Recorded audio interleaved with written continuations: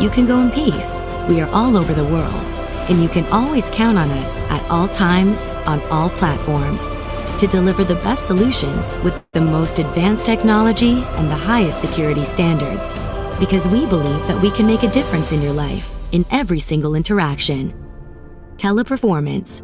Each interaction matters.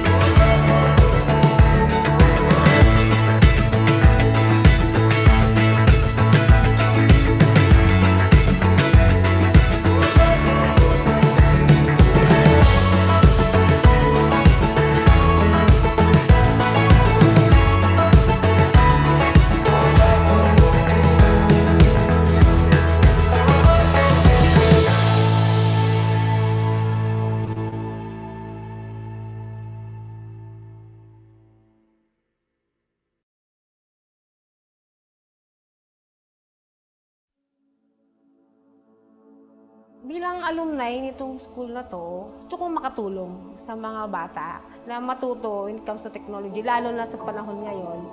Napansin ko na napag-iiwanan na itong paaralan na to na pinanggalingan ko.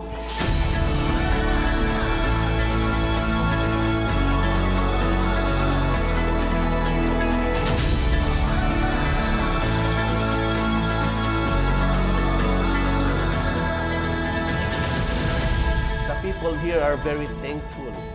They really appreciate the blessing that came to them this afternoon. It's a way for our kababayans here, the small children here, to catch up with the technology gap. Ilalagay po natin ang mga laptop na ito po sa computer lab at ito po ay gagamitin ng mga mag-aaral natin na 199 na mga bata para po sila ay mas lalong maging bihasa sa paggamit po ng mga computers.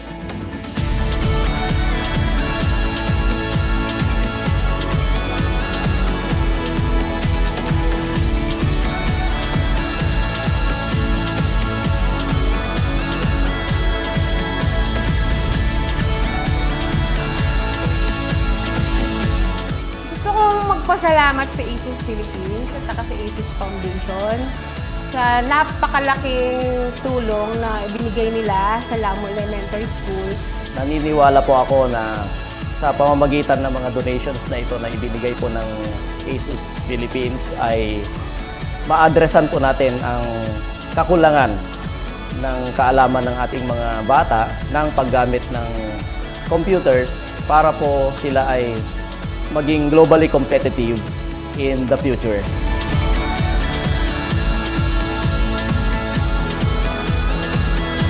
I trust ASUS. I trust ASUS.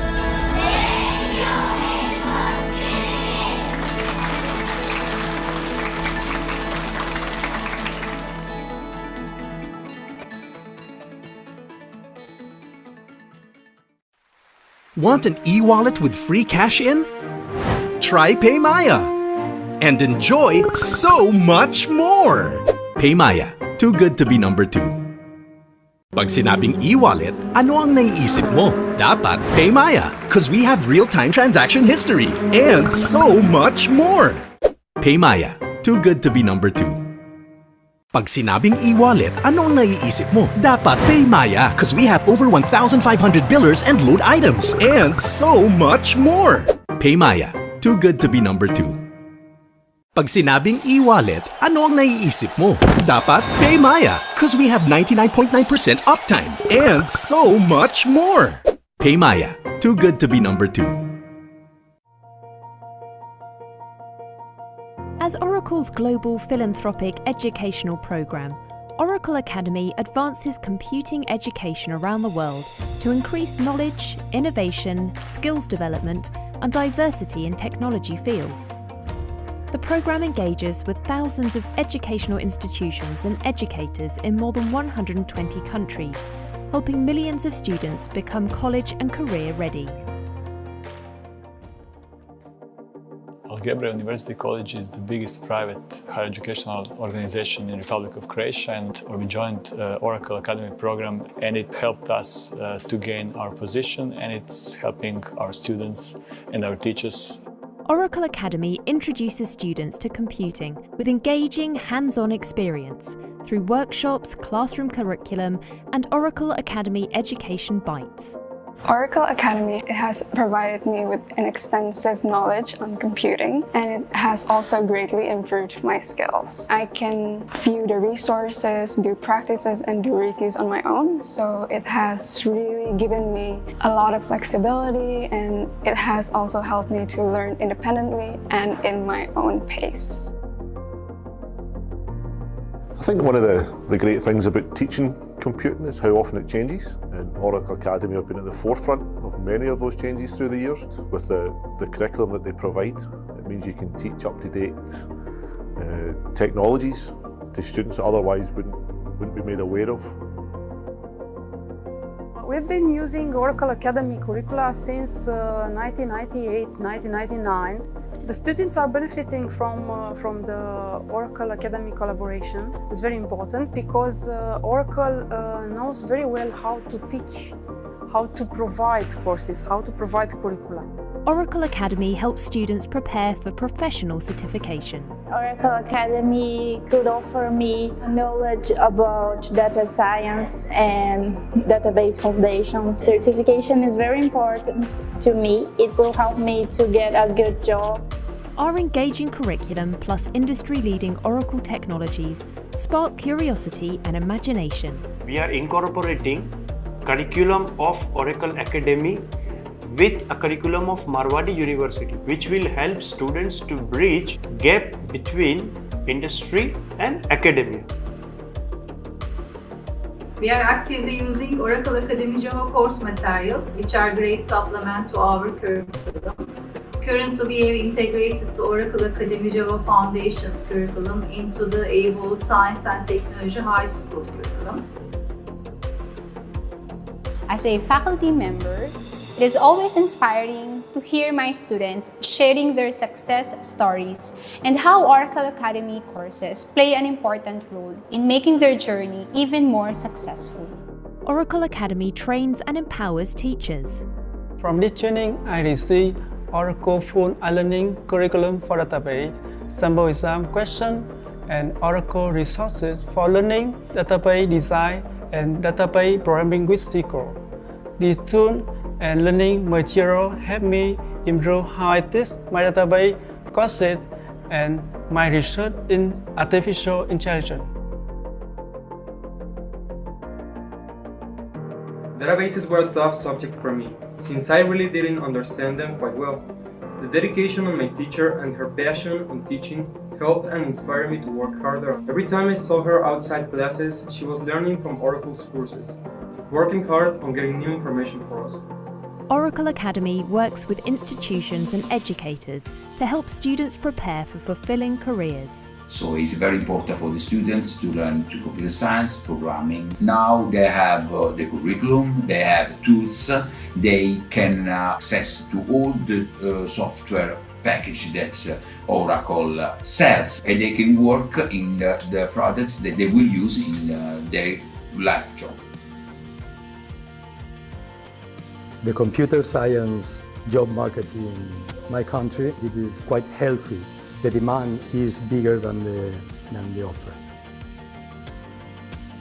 I think to be very successful in global industries, I think you have to have good skills and excellent skills in programming and in database knowledge as well. I teach a population of students that love technology but aren't always represented, and their thoughts are going to be able to change the world. Oracle Academy helps increase diversity in computing and breaks down barriers to learning computing. Join Oracle Academy members in changing the world.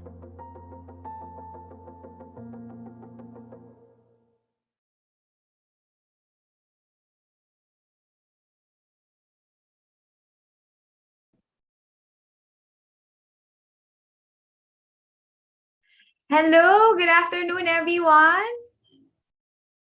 Welcome back to Y4IT 2021. Kumusta? Nakapag-lunch na ba kayong lahat? If yes, bigyan nyo naman kami ng red heart. Busog po, sabi ni Aces. Good afternoon po. Yes po. Wow, ayan. Send kayo ng heart emoji. Ayan, marami na nakapag-lunch at busog na. Joyce, thank you. Shout out from Holy Cross College. Hello, everyone. Yan, all right, okay. Guys, hindi lang kayo mabubusog ngayong lunch. Later, afternoon, marami pa tayong mga set of another learnings and discussions na talagang mabubusog tayo ulit. All right? Okay, thank you very much. Shout out sa Columbian College Inc. and Olongapo City. Hello, everyone. Kung nasan man po kayo ngayon, please stay safe and healthy. All right. Okay, so now, starting off our afternoon session, here to talk about 10 core competencies and attributes employers are looking for, we have none other than the UP Systems Information and Technology Foundation's very own president, Mr. Monchito Ibrahim. Thank you once again, Monique. Hopefully nakapag-glance na itong ating mga audience ngayon. Ayan, nakikita ko na yung slide ko. Okay. So, thank you for rejoining us. For some of you, mga 1 o'clock kanina, ang dami na, hundreds na. But I think yung mga 1,000 pa hindi mabalik from lunch. I hope they're having a good lunch. But anyway, isang magandang hapon sa inyong lahat, ladies and gentlemen. What I'm actually going to present is, basically the core competencies na hinahanap ngayon ng mga sought after by most employers. Okay, and hindi ako ang mag-ooperate ng slide ko, so I don't know who is actually operating it. So magbibigay na lang ako ng cue.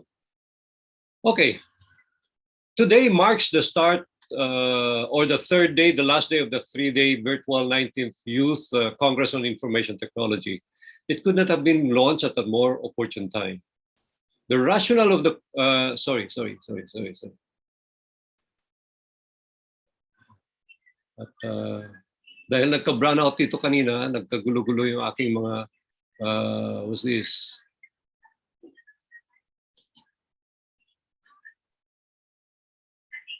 Yeah. Let me do that once again. Good afternoon, everyone, and welcome to the session 2 of the day 3 of the 2021 Y4IT Congress. This session is the second of 2 sessions focused on career development. Can I have this next slide, please? I'm sure a lot of you are in your last year in college and will also be joining the multitude of people who will actually be hunting for jobs after graduation. Medyo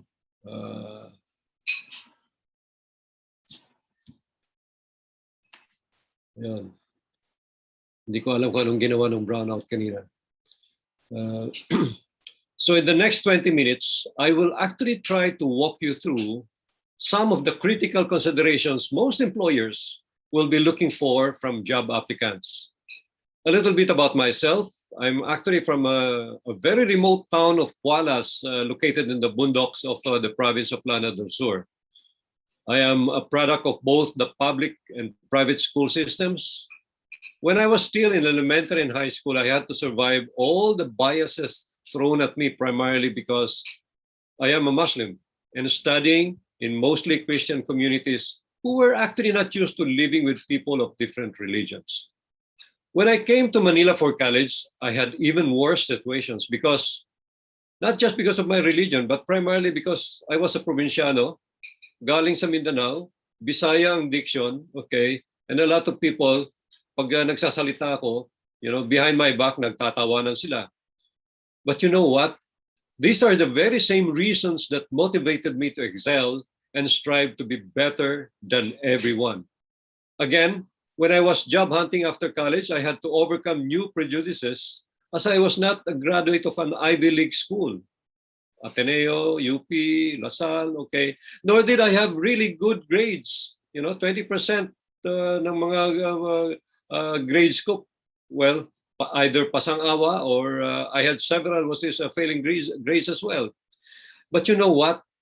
Good grades or graduating with Latin honors, or being a graduate of a good school are just 3 of the minor things employers would actually be looking for.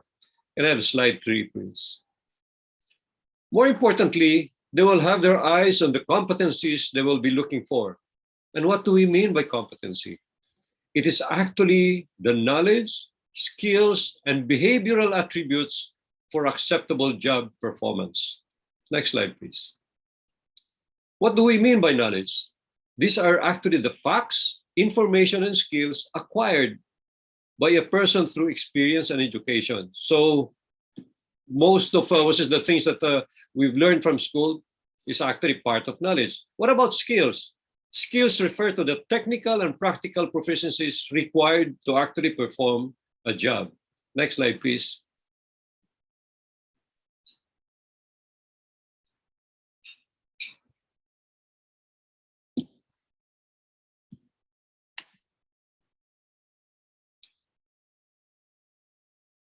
Now,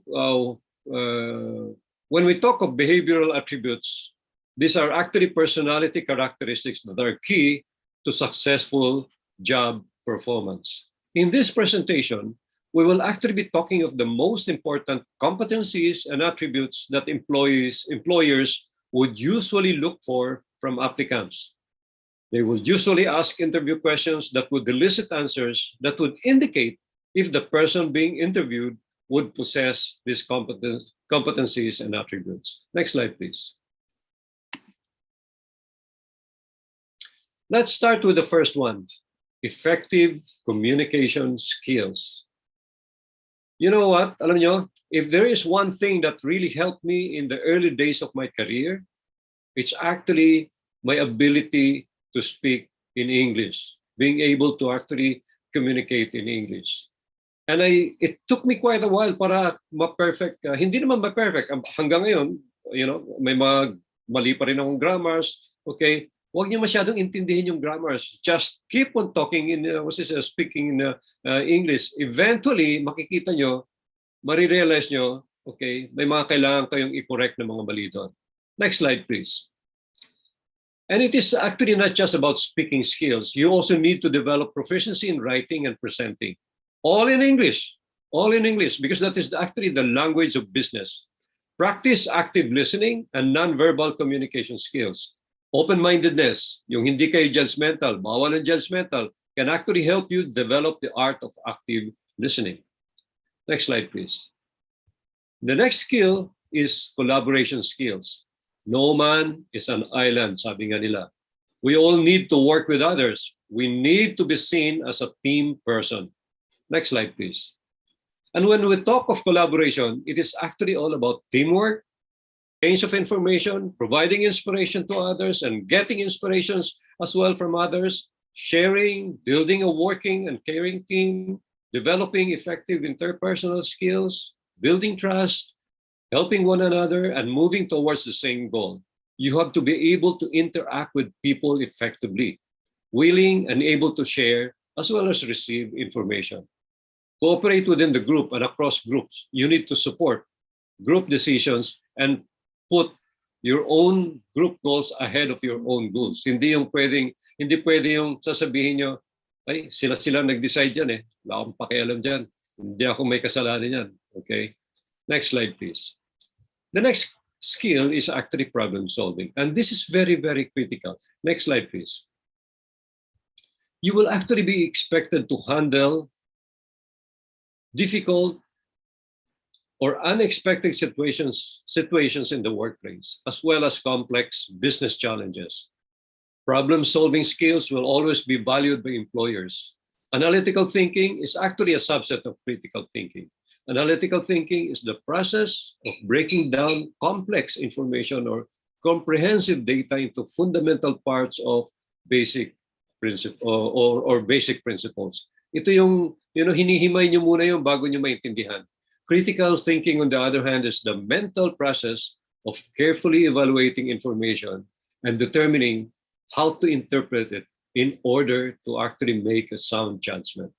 Problem solving would also involve creativity, which is the ability to use imagination to generate new ideas. All of these skills should allow you to make a decision as to which solution would actually be the best to solve a problem. At yan, kailangan practicein nyo yan dahil araw-araw, habang nandun kayo sa trabaho, okay, araw-araw you're actually going to be expected to be solving problems for the organization. Next slide, please. This one is actually self-management skills. And this is actually going to be about you, okay? Next slide, please. This would mostly involve managing yourself. Time management is all about knowing the scope of each of your activities for the day, for the week, for the month, for the year, and dividing your time appropriately to finish them within the time allotted. Punctuality, very, very important. At sakit ito ng karamihan ng mga Pilipino. Punctuality is being there before the agreed time. Pag sinabing 8 o'clock, okay, punctuality is actually not about being there on time, 8 o'clock. Punctuality is actually being there before 8 o'clock, 5 to 8, 10 to 8, or 15 minutes before 8. This skill would actually involve the ability to plan ahead, organize, and being able to prioritize those activities that are very, very critical to your job or your project. Next slide, please. Digital skills. Karamihan sa inyo, IT students, graduating IT students. Okay, next slide, please. Being IT graduates, you are all expected to be skilled in the use of all basic digital productivity tools. But it usually go beyond those tools. You will be expected to use digital tools to search, research, and manage information, project collaboration, and manipulate digital documents. You will also be expected to exercise digital etiquette and ensure security and privacy are well kept in your workplace. Okay. Next slide.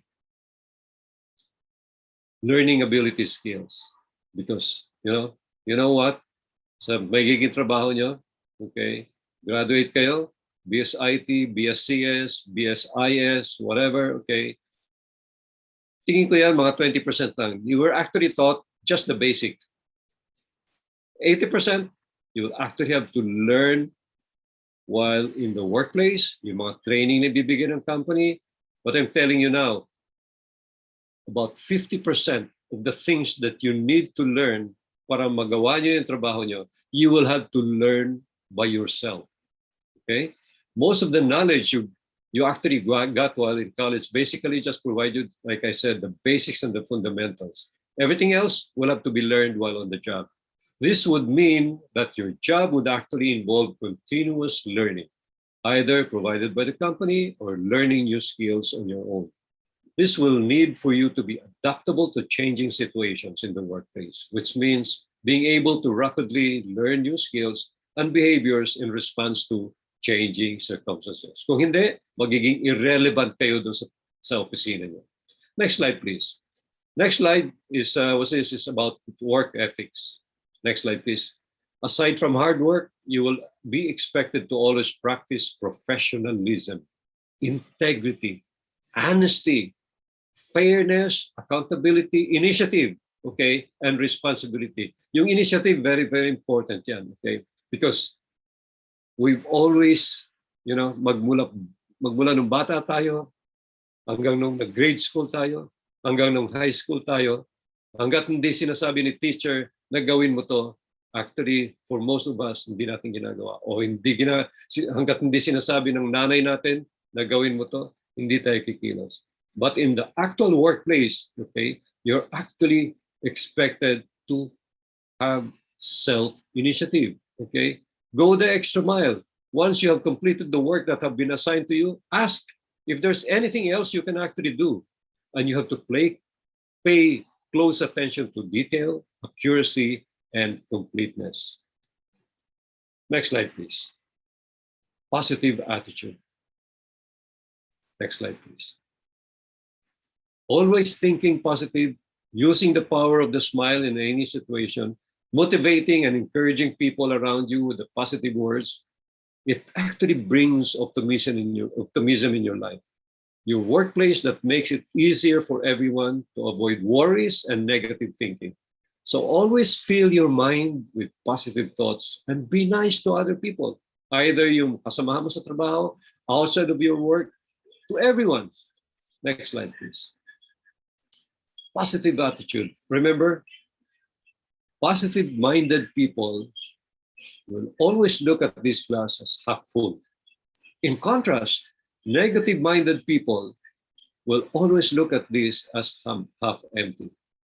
If you were here during the first day, the other day, no, Tuesday, okay, one of our speakers, Earl Valencia, was actually talking about, building a network. But it has to be a network of people who can actually help you achieve your goals, okay?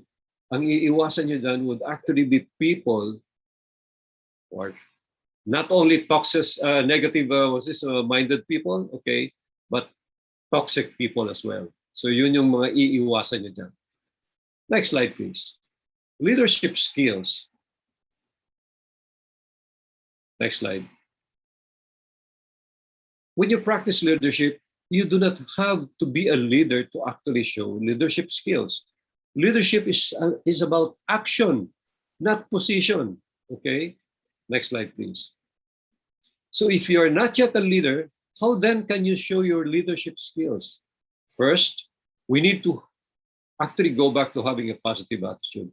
The words that you speak and the emotions that you display will always impact the people around you.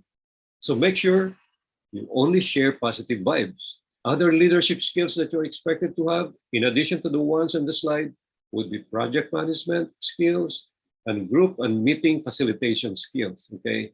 And itong last na sinabi ko, group, yung facilitation skills, even 1 week ka pa lang doon sa trabaho mo, 1 month ka pa lang doon sa trabaho mo, expect mo yan.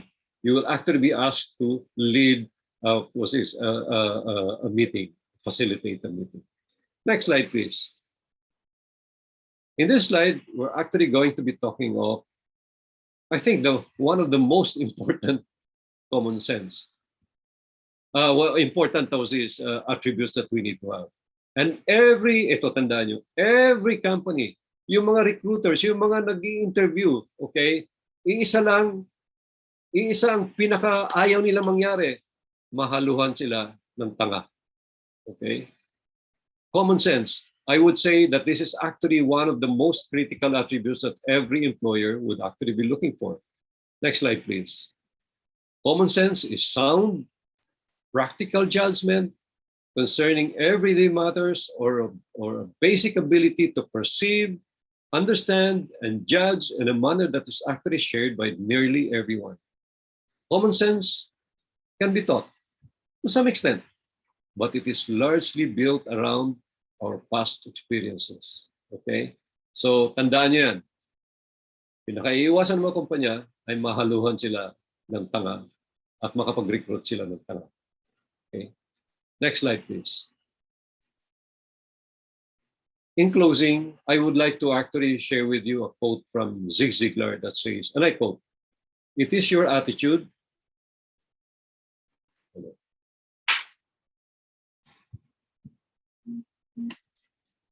It is your attitude, not your aptitude, that will actually determine your altitude.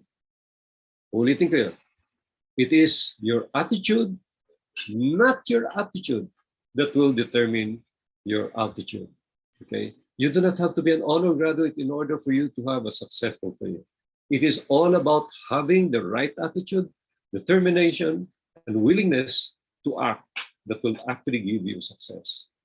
Our attitudes will shape our values, guide us in defining our goals, and influence our behavior. It is our attitude that will actually determine our outlook in all situations and will therefore shape our destiny. So with that, next slide, please. I hope you've learned a bit from my presentation. Thank you for your attention. If you need more coaching on how to get your first job, you may actually email me at these email addresses. Last year, a lot of the Y4IT participants contacted me asking for advice on how they can actually land their first job. And from the thank you messages that I got after some time, I think I was able to help many of them. But I have to tell you this as well, that many did not even respond to my email asking them to send me a list of all their strengths. Taka ako, ano ito? Ihahanapan ko kayo ng trabaho? Okay? If you are not ready to help yourself, please do not bother to ask for my advice. Enjoy the rest of the day. Mabuhay tayong lahat. Maraming salamat po. Thank you, sir, so much, Sir Mon. Guys, common sense, the most critical attribute that an employer will be looking for. So take note of that guys, okay? To our fourth-year students, graduating students, and to all our students, I hope you learned a lot from Sir Mon's presentation. All right, okay? So for our next speaker founded Orange and Bronze Software Labs 16 years ago because he felt that Philippine software industry was not practicing the right software development practices. He provided the first agile software development training courses in the country. And his company was the first in the country to practice agile software development company-wide. He's none other than Mr. Callan Legaspi.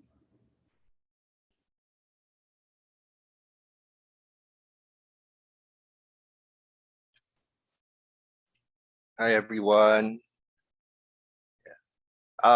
Normally this talk is an hour long, so medyo I'll skip through some of the slides um, I'll try to skip through as many slides as I can. So just some misconceptions. A lot of CS grads are bombarded with different opportunities, right? Different. There's a lot of hype in our industry, so I just want to clear some misconceptions as well as some of the core skills that will be important to any new CS grad joining the industry. So one, there's a lot of hype about machine learning, right? It's a fantastic specialization, but it hasn't really caught on here, right? There's a lot of talk about it, but very few companies or organizations in the Philippines are actually needing it, right? And then there's not so much outsourcing of that particular skill going on here as well. So most of the opportunities, I mean, you could go abroad. Most of the exciting opportunities in machine learning are abroad. Um, so uh, and a lot of the problems that need to be tackled in the Philippines don't really need ML. There's, for example, for one of my companies, EduSuite, we're we use AI, but older forms of AI like rules resolution, right? So there's many forms of AI. ML is just one of them, and most of the problems that need to be dealt with um, don't really need machine learning. I mean, sometimes it's just knowledge of being able to automate basic statistics, for example, is enough. And creating machine learning algorithms from scratch. It's not always necessary. So there's a lot of, I know a lot of friends and peers in the industry implementing AI-enabled solutions like things for image recognition, for example, being able to my friend JDL implemented a solution for security that uses image recognition to check if a facility, to monitor security cameras. But he didn't really need to. His team didn't really need to write their own algorithms. They just used a service that's already available. I think they used a service from Azure, right? Um, right. It's a great area of research for computer science. For those in the academe, I still encourage people to take AI, but in the industry, the Philippine industry hasn't really caught on yet. Um, if you do pursue AI, know that the typical math and statistics being taught in most computer science programs is far inadequate. So you need to take a lot more math um, than what's provided by than a typical computer science program. And beyond knowing a lot of math is you should be able to apply it to model a particular problem domain. All right. Philippine government, I've participated in some consultations drafting its AI roadmap. So hopefully we could see more AI support for AI and maybe government projects involving AI. Let's hope. Let's hope for that. Then there's a lot of excitement about data science and data engineering. This is a great field. I encourage a lot of people to go into it. it's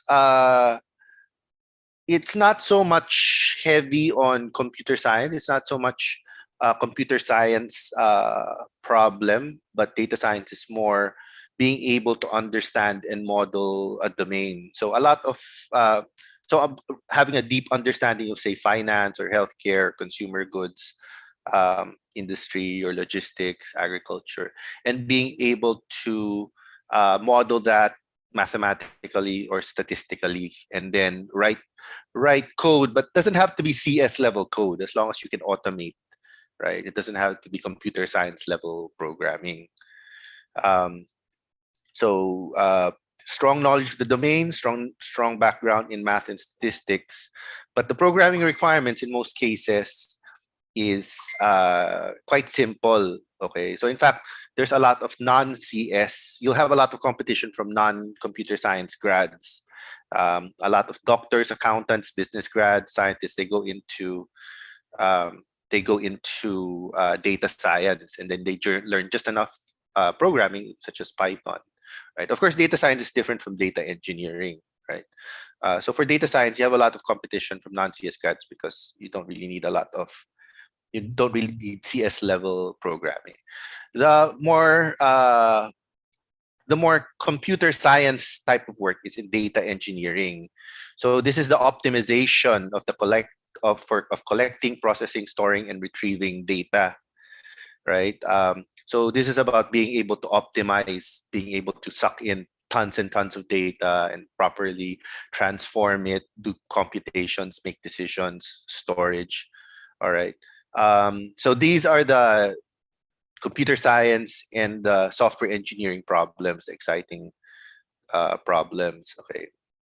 So I'd encourage more for CS grads to pursue data engineering rather than data science. Then there's game development. Again, there's a lot of hype. If this is your passion, I suggest do go for it. The prospects during the pandemic, for some reason, even improved during the pandemic. And a lot of global companies are hiring game developers in the Philippines directly instead of going through outsourcing companies. They hire them directly.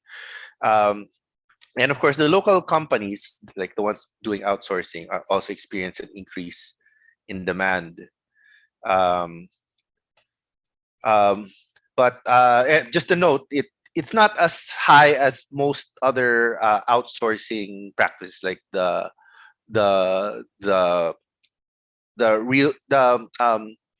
other areas of software engineering. Typically, writing software for banks or logistics companies or such as that. Game development has never been as large in the Philippines and anywhere else in the world. The opportunities haven't been as large as the regular software engineering opportunities. Also, the salaries aren't as high as the regular software engineering opportunities. If you have a choice between front end and back end, if you want to know which has higher salary potential, of course, there's your passion, right? You go pursue your passion. But if you're choosing, if salary is one of their considerations, salary and being able to advance quickly in your career, that it's back end is definitely early on.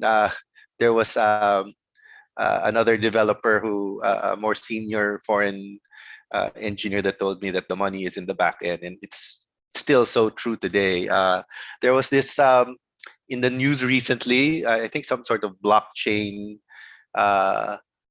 company accidentally sent $90 million to people, and they're begging to have them return that money. So that just goes to show why back-end engineers are paid so much, because the consequences of getting back-end, making mistakes in the back-end are hugely consequential, right? Front-end mistakes, somebody complains, he can't see a button or something, right? And normally the bugs are easily caught. In the back-end, the bugs aren't easy to catch. And so a lot of them hit production, and they not only do companies lose millions or billions of dollars from back-end mistakes, but also back-end mistakes have killed people, like the software for the 737, right? Medical software has killed people, um, given the wrong dosage or shot the wrong radiation out of these radiation machines. So back-end developers are paid a lot more money normally on average than front-end devs. But if your passion is, but follow your passion, of course, you won't be able to succeed if your passion isn't there, right? Also, back end has longer lasting skills. So I know friends, 20-year, 30-year experience in C++, for example. They started out C++, and as things moved to Java and elsewhere, or Go, or somewhat Kotlin or whatever, they were able to retain, because the skills are more learning. It's not so much about a particular technology or language. It's more about your understanding of concurrency, your ability to model a domain, to tune, to optimize, understanding how to manage data. But most jobs today, you need a bit of both. Even if you're a back-end developer, you often need to do a little Angular or React every once in a while. Front-end devs also need a good foundation in optimization, because more and more work is being done on the front end. There's more and more JavaScript. They need to be optimized, otherwise your browsers crash, right? Or it becomes very slow. Anyway, again, follow your heart wherever your passion is. In terms of programming languages, PHP has lots of job opportunities, but there's usually a ceiling on how much companies are willing to pay for PHP devs. But again, you'll never run out of job opportunities for PHP. They have the most job opportunities, but normally the companies are only willing to pay up to a certain point. Python is great for data science jobs. Doesn't really meet the requirements for systems engineering because of poor concurrency capabilities. There's also the language itself doesn't lend itself well to preventing invalid states in the objects. C has very interesting opportunities. There's a lot of Japanese companies doing things like for telcos and device drivers here in the Philippines. Very interesting. There's very few companies doing it, but all the jobs are usually very interesting, very cool projects. C# is a great platform. I think Microsoft is doing well under Satya Nadella on focusing on the enterprise. Exciting things happening. JavaScript,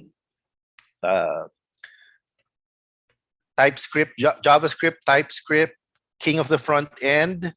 A lot of companies are also using it for the back end, but finding that it's a pain, right? Because it's such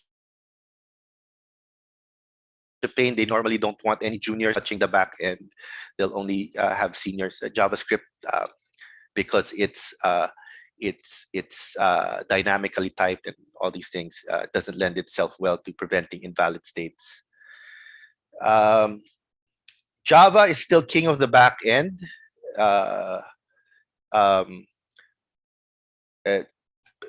Of course, it has the same advantage. Java and C# have similar advantages. They're practically cousins, right? Twins separated at birth, C# and Java. They have great concurrency, type safety. They have mature frameworks and libraries, both of them. But Java, of course, has overwhelmingly more libraries and frameworks.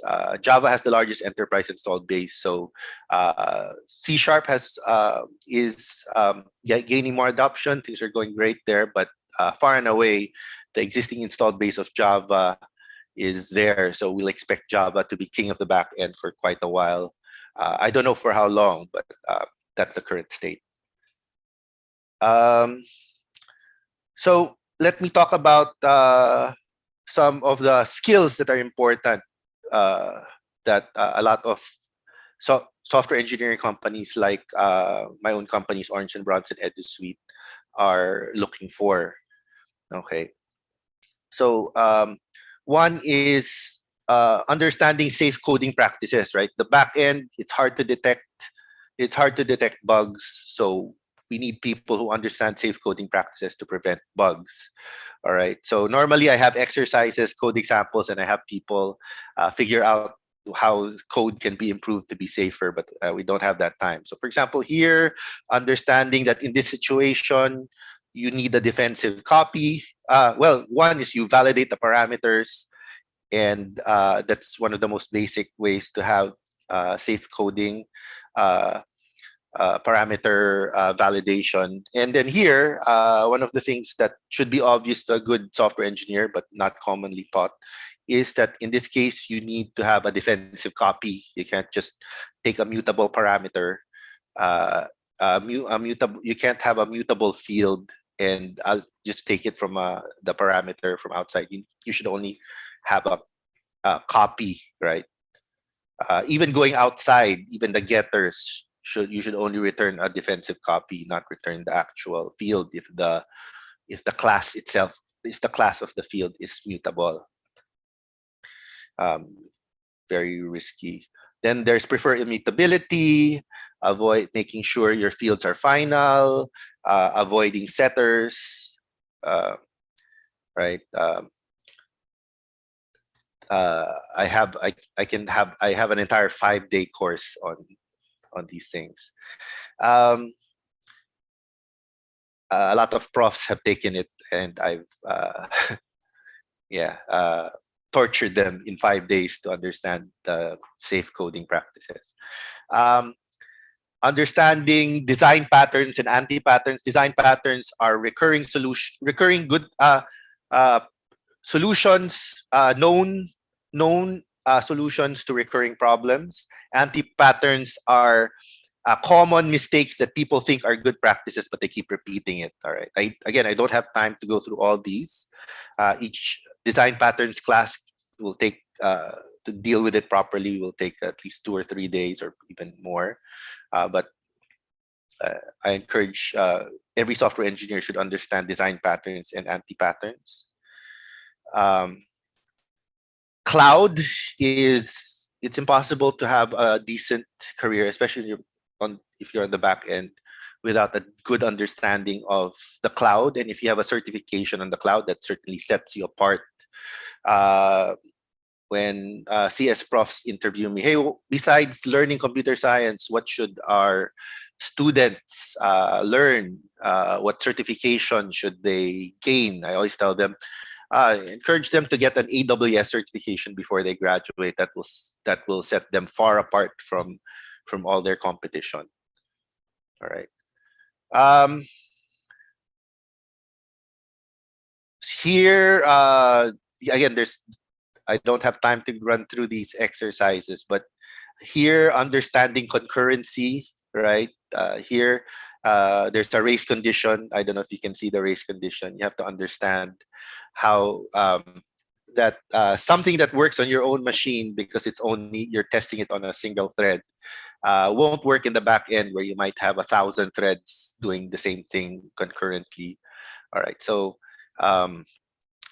computer science programs should teach students how to write code that is safe even in a concurrent environment. Some CS programs teach their students how to create threads and how to create concurrency, but not how to write code that is safe in a heavily concurrent environment. So understanding concurrency is essential. So many mistakes, so many deadly mistakes will happen if you don't understand how to write safe code in a concurrent environment. I don't have time to go through. Testing, well, this is a test a simple test for testing a concurrent test. It's a test that launches multiple threads to test the code if it's safe in a multi-threaded environment. And having said that, test automation is essential. And I don't mean testing the UI. Don't bother with things like at the undergrad level, if you're a CS student, maybe if you're an IT student or IS student, you can bother with things like robot framework or Selenium. But for CS students, you need to understand JUnit, all right? So testing, not UI testing, but automated testing against for specific methods at the method level. So if you understand how to use JUnit, understand test-driven development, again, these are essential skills for any back-end developer. Test automation and test-driven development, because you write the tests first, right? You write the test before you write the production code. It influences your design, and you end up writing better code because you write your tests first. You think about your tests first. And it's also a great way to document your code because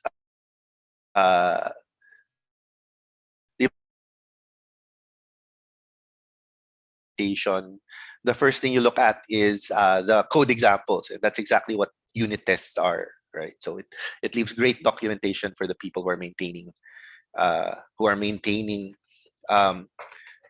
to maintain the code, right? So it's more reliable. I'm actually not a fan of code comments. I'd rather have clean code and plenty of unit tests. And of course, you can't have DevOps if you don't know anything about test automation. Relational databases, one of my frustrations.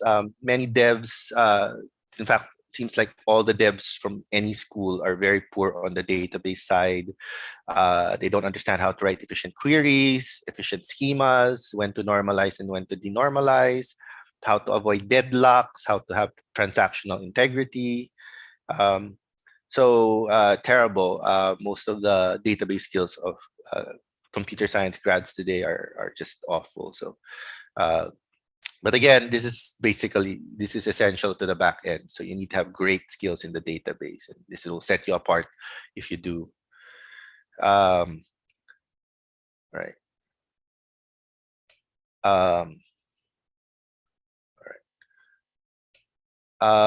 And then there's communication and leadership, which is half the success of any type of engineer.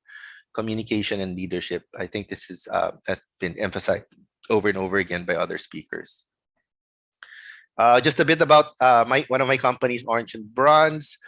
We provide more training than any other company in the Philippines. And we sponsor not just training, we train other companies. We provide training and advisory service for other companies, but we also provide training on on design and development, leadership, and we provide sponsored certifications throughout your career. We have the best developers and best mentors. And because we're considered the country's thought leader in software development. And we have a very objective promotion process, even if you're the type that it's just about how if you're able to perform your metrics, being able to deliver and satisfy the requirements of the client, and your growth in your skills and certifications. All right. So sometimes people from fresh grad to, we've had some people in 6 years, from fresh grad to they've made it to senior, so they already have 6-digit salaries 6 years into their career. Right. Our mission is adopt best practices and share them with others. If you're interested, visit orangeandbronze.com/careers. All right, that's it. I hope I made it under 20 minutes. All right, thank you so much, Mr. Legaspi. Mr. Legaspi is also part of our panel discussion later. So any questions related to his presentation, we'll try to answer that later. Okay? So for our next speaker has been involved in strategic capability development and digital transformation consulting initiatives at Accenture, IBM, Point West, Teradata, and now as Chief Analytics Officer of eClaro. Let us all welcome Mr. Sherwin Pelayo. Good afternoon. Magandang hapon sa inyo lahat. Thank you for the invitation. I'm honored to be here together with the future workforce for technology for our country. So what I'd like to discuss for you today is something that I'm really passionate about. Mon and Kaylan actually started, some discussions about, the workplace skills, and then Kaylan started about talking about some of the skills needed that is related to data. So I'd like to hone in some more on those. Let's talk about data. Let's talk about analytics. At the end of this short presentation, I hope that you do realize that you are actually, in fact, doing analytics already. And this is a call for you to actually do more, regardless of whatever career you're going to be, after graduating from your degrees. Okay, so let's start off by siguro mga konting kwento. Si Mang Isko is a yellow corn farmer. And gaya ng mga magsasaka natin sa Pilipinas, Philippines still primarily an agriculture country, masinop si Mang Isko in taking note of the things that he does every time that he goes out to his yellow corn farm.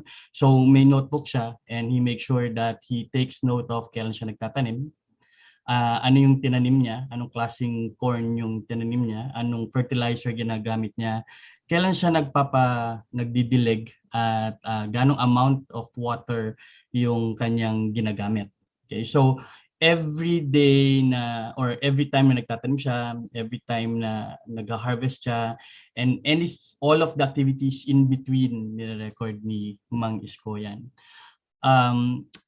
During the harvest season, palaging tinitingnan ni Mang Isko, so ano na ba talaga yung yield ko, gaano kadami yung na-harvest ko. And since meron siyang notebook ng mga harvest niya for the past seasons, nakikita niya na may mga times na tumataas, dumadami yung harvest niya, may mga times na bumababa yung yield ng kanyang yellow corn farm. So based on those na nakolekta niya over time, he's able to see some kind of trend or pattern na parang there are times na dun sa mga times na ang taas ng yield niya, ganitong type of fertilizer ginamit niya, ganitong time of the year siya plant, ganito siya ka-often magdilig, at even yung positioning ng mga seeds kung gaano kalayo, somehow nakikita niya it actually affects yung amount of yield na nakukuha niya every harvest season. So now based on that knowledge na may mga certain combination ng fertilizer, amount of water, distance planting, sabi niya, okay, kailangan kong baguhin kasi ayaw naman niya na nagte-trend pababa yung amount of harvest niya. So gusto niya constant, either constant or tumataas. So may mga binago siya. Alam na niya na ito yung optimal time to plant, optimal distance, and then anong klaseng fertilizer, and gaano ka often siya nagdidilig. Okay? Of course, it's going to be a continuous process. So tuloy pa rin. Kahit na nakikita niya tumataas, syempre gusto niya pa rin niyang tumaas ng tumaas. So may continuous improvement na ginagawa si Mang Isko. So tuloy pa rin yung take down niya ng information dun sa mga ginagamit niya sa kanyang yellow corn farm. So patuloy yung cycle na yun. Yan si Mang Isko. Punta naman natin si Aling Lala. Si Aling Lala may sari-sari store. So may malit na tindahan si Aling Lala. Gaya ng mga Isko, may notebook din siya. And every day, every time na may transaction, may bibili sa kanya, ino-note niya dun sa notebook niya, sinong bumili, anong binili niya, ilan ang binili, magkano. At importante, tinitake note niya, nagbayad ba or nangutang.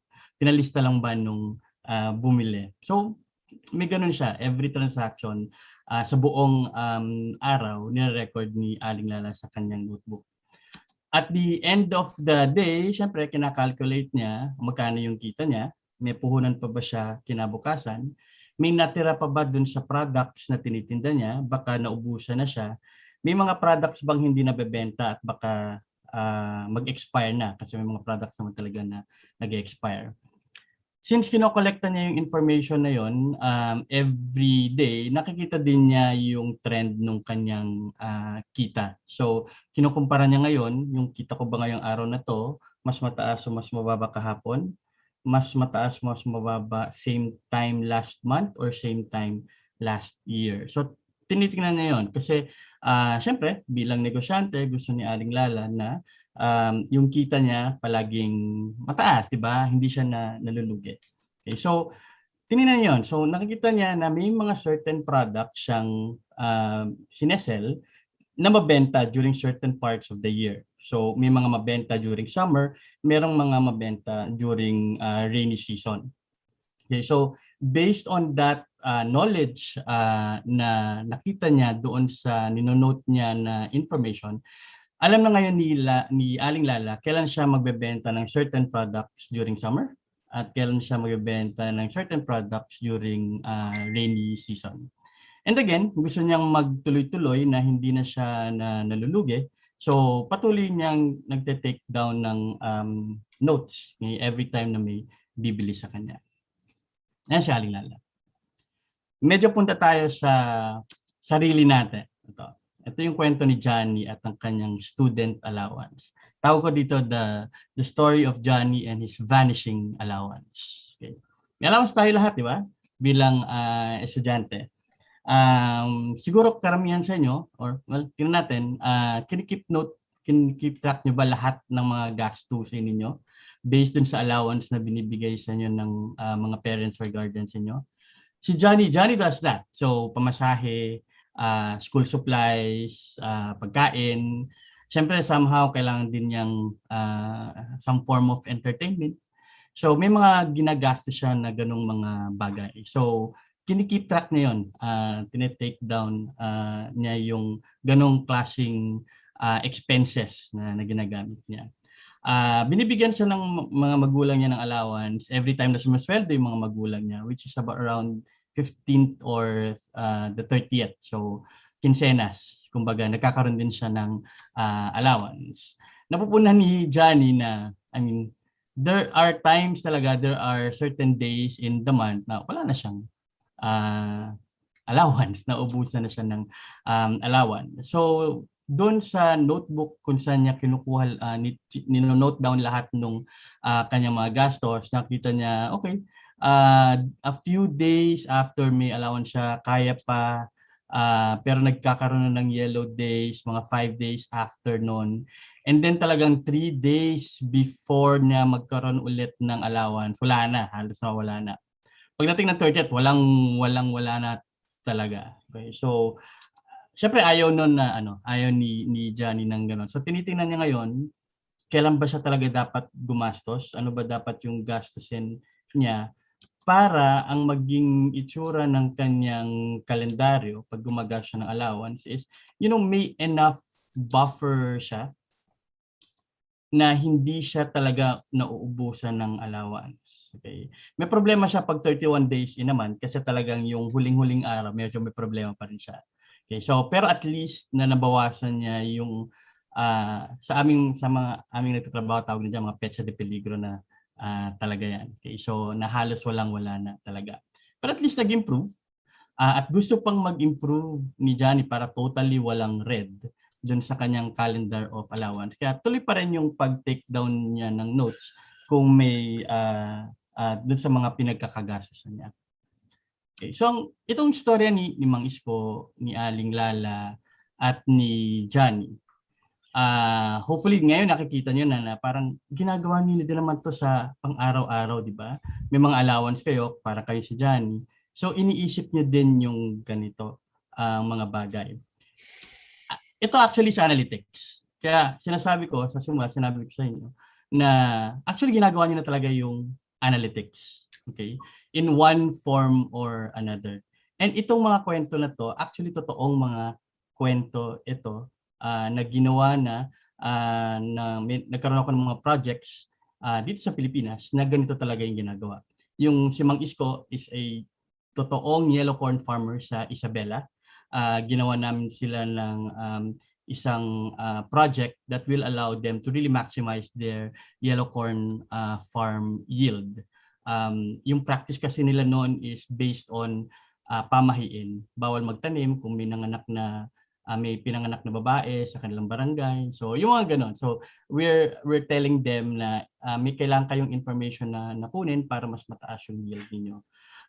Aling Lala is a part of a cooperative na natulungan namin also to maximize their earnings. And Johnny is one of the customers of a bank na natulungan din namin so that they can maximize their savings.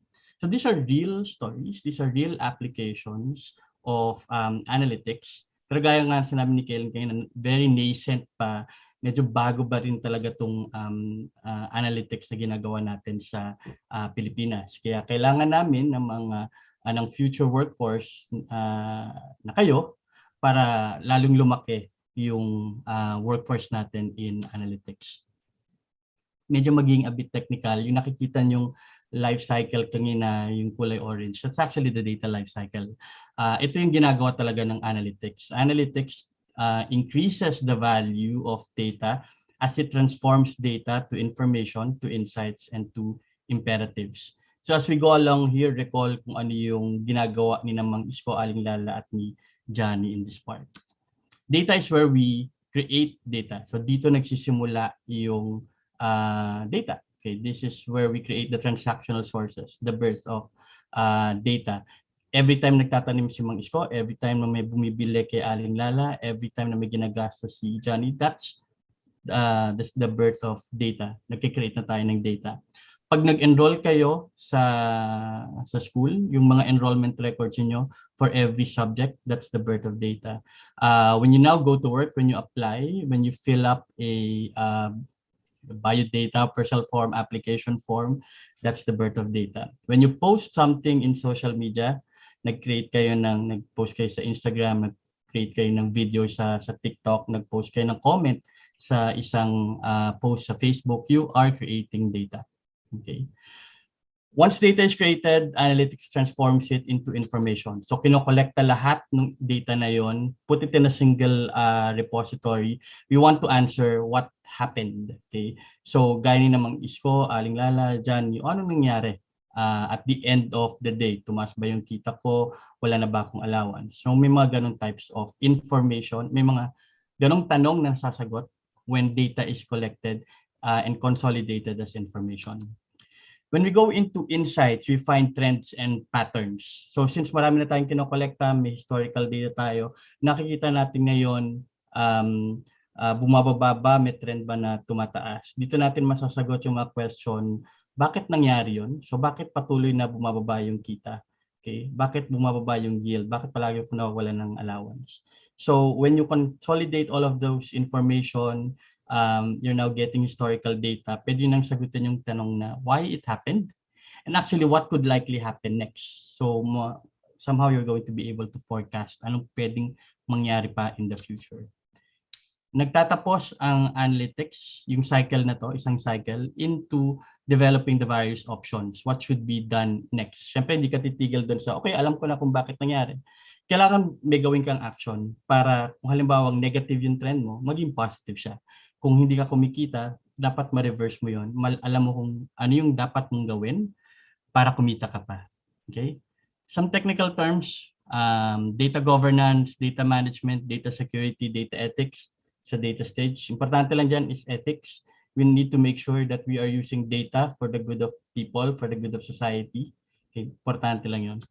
Information terms like data engineering, data warehousing, business intelligence. And since we want to answer the question, what happened, we want to describe what happens, we're doing descriptive analytics. Sa insights, algorithms, machine learning, we want to answer the question, why it happened, that's diagnostic analytics. We want to answer the question, what could likely happen next, that's predictive analytics. Recommendation engines, optimization, simulation, we want to answer the question, what should be done next, that's prescriptive analytics. Each of these stage also is done by different roles in analytics. So you have a data steward, a data engineer, a data scientist, a data analyst, and sa gitna is the analytics manager. So these are 5 distinct roles in analytics and 5 distinct career paths that you can actually enter into when you want to do analytics further. So some of the similarities, data stewards are parang librarians yan. Okay, so although the past 2 years hindi tayo nakakapasok ng library, so baka namimiss natin mga librarians natin. You won't be able to get data unless in-approve ng librarian, ng data steward. Okay, tatanungin kayo niyan, bakit nyo kailangan tong data na to? Bakit kailangan nyo tong librong to? Kung may tanong kayo na ano kayang babagay na libro para sa gusto nyong pag-aralan, the librarian will tell that. Similar to the data steward, may kailangan nyo kayong data, sasabihin niya sa inyo kung anong tamang data ang pwede nyo gamitin. Data engineers are parang janitors, custodians. Ako data engineer, so proud akong tawagin sarili ko na data janitor. Okay? Yan ang gusto ko talagang gawin. Tagalinis ng data. Okay? Taga-kolekta ng data. Hindi gagalaw ang buong analytics kung hindi malinis ang data. So importanteng function ang isang data engineer. Data scientists are parang detectives, investigators. Sila yung naghahanap ng trends and patterns sa data. Data analysts are business people. Okay? Sila yung nakakaintindi kung paano ita-transform yung insights na ginagawa ng data scientist into business language. Paano mo siya i-apply sa business. Analytics is parang a sports coach or a cheerleader. Okay? Siya yung bahala dun sa buong team, making sure that they function correctly and efficiently para ma-deliver yung isang end-to-end analytics projects. In terms of skills, okay, data steward, kailangan maalam siya sa business, industry, sa domain. So it's either healthcare, banking, finance, retail, telco, dapat maalam siya sa industry and business. And since a data steward goes into policies, governance, may legal background din siya dapat. Kasi siya yung gumagawa at nag-enforce ng mga data policies, data security. Yun ang trabaho ng data steward. So hindi siya technical, more on the business and industry domain. Data engineer, ito, kaya sinabi ni Kaylin kanina, ito yung pinaka-technical sa lahat. So you need a background in computer science, information science, or information technology. Kasi databases talaga yung gagawin ninyo when you're a data engineer. Data scientist, advanced math and statistics. Importante yan if you want to find trends and patterns sa data. Data analyst, same as data stewards, business, industry domain. One of the more important, communications. Kasi kayo yung liaison ng team sa leadership team ng kumpanya. Analytics manager, of course, project management yung kinakailangan. There's this professional maturity model that we have. There are these 10 competencies, kumbaga, on the left side. I'm not going to discuss this anymore. Pretty similar to the previous slide. But ang essence lang na slide dito is that there are different proficiency levels. Yung stars actually pertain to a proficiency level. 1 is entry, 2 is intermediate, 3 is expert level. So ito yung minimum expectation of expertise. So iba-iba yan. As you can see, data engineers, data scientists, mostly technical. Yung gitna from research methods sa computing, those are the more technical skills. Pero steward and analyst, nandun sila sa top 4 because those are the more business domain skills. Everyone needs a 21st century skills. Ito yung mga diniscuss ni Mon kanina. Learning career paths for, I think most of you, hindi nyo na siya maabutan, but there are actually initiatives within the Department of Education and the Commission on Higher Education in including analytics already in our education system. We're starting off sa senior high school. We're introducing analytics already in senior high school. And then you can proceed to a bachelor's degree. A data engineer, there's going to be a 2-year associate in computer technology that will specialize in data engineering. So super focused sa databases yan. So yung mga challenges na mention ni Kaylen, yan, itatackle dyan sa data engineering. Then there's going to be actually a Bachelor's of Science in Data Science that's coming up nakahanda na actually. Oops, baka sobrang ano naman.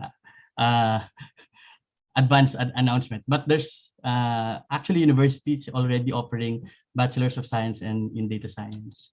There are existing master's degrees program. And each of these, you can definitely build your career through job experience. Data steward can come from a data analyst. Analytics managers can also come from data analyst. And then ultimately, you can become chief data officer, chief information officer, or like my current role as chief analytics officer. So analytics is everywhere, whether it's in entertainment, sports, solving traffic in Metro Manila, and especially now, trying to solve pandemic. You'll see a lot of these numbers, so there's a lot of data. We need analytics people, from all of with all of those expertise and various roles to really help make the country data driven. Last point, this is an open invitation for everyone to join the Analytics Association of the Philippines. I believe some of you are members already, some of your schools are members already. So we're doing a lot to really just ensure that the country is data-driven moving forward. That's it. Thank you very much for listening. I know it was kind of fast, but I'll stay during the Q&A should you have questions. Maraming salamat. Thank you so much, Mr. Pelayo. For our Q&A tab, all those questions related with the Mr. Pelayo's presentation, we'll be able to cover that later in the panel discussion. All right? Okay. Now, I'd like to check, guys, kung nakapag-upload na ba kayo ng entries nyo para sa raffle. If yes, can you send me a smiling emoji? Yes po, sabi ni Fernand Angel. Yes, actually, yes, sabi ni Rubniel, ni Micaela, nag-submit na sila. Go, go, go, submit na kayo. Actually, nag-check ako kanina. Nakita ko may mga nag-post na. Don't forget to use the hashtag Y4IT 2021, okay? Para makount sila sa raffle. Alright? Yeah, tapos may nakita ako, may naggawa rin ng TikTok si Abby Shi. Thank you. Wow, nice. Meron ding yon, nakita natin, nag-selfie sila while tuning in sa laptop nila, sa TV nila sa bahay, meron ding sa cellphone. So thank you very much for sharing your Y4IT experience with us. Alright, sabi ni Rowelyn Ramizo, good luck sa raffle. Alright, good luck, good luck. Okay, so habol pa kayo, mag-post pa kayo sa Twitter. Alright, now for our next speaker. Our next speaker is the president of the Philippine Software Industry Association, CEO of Spring Valley Corporation, and a board member of the IT and Business Process Association of the Philippines. He is also a former president of the National ICT Confederation of the Philippines. Let us all welcome Mr. Jonathan de Luzuriaga.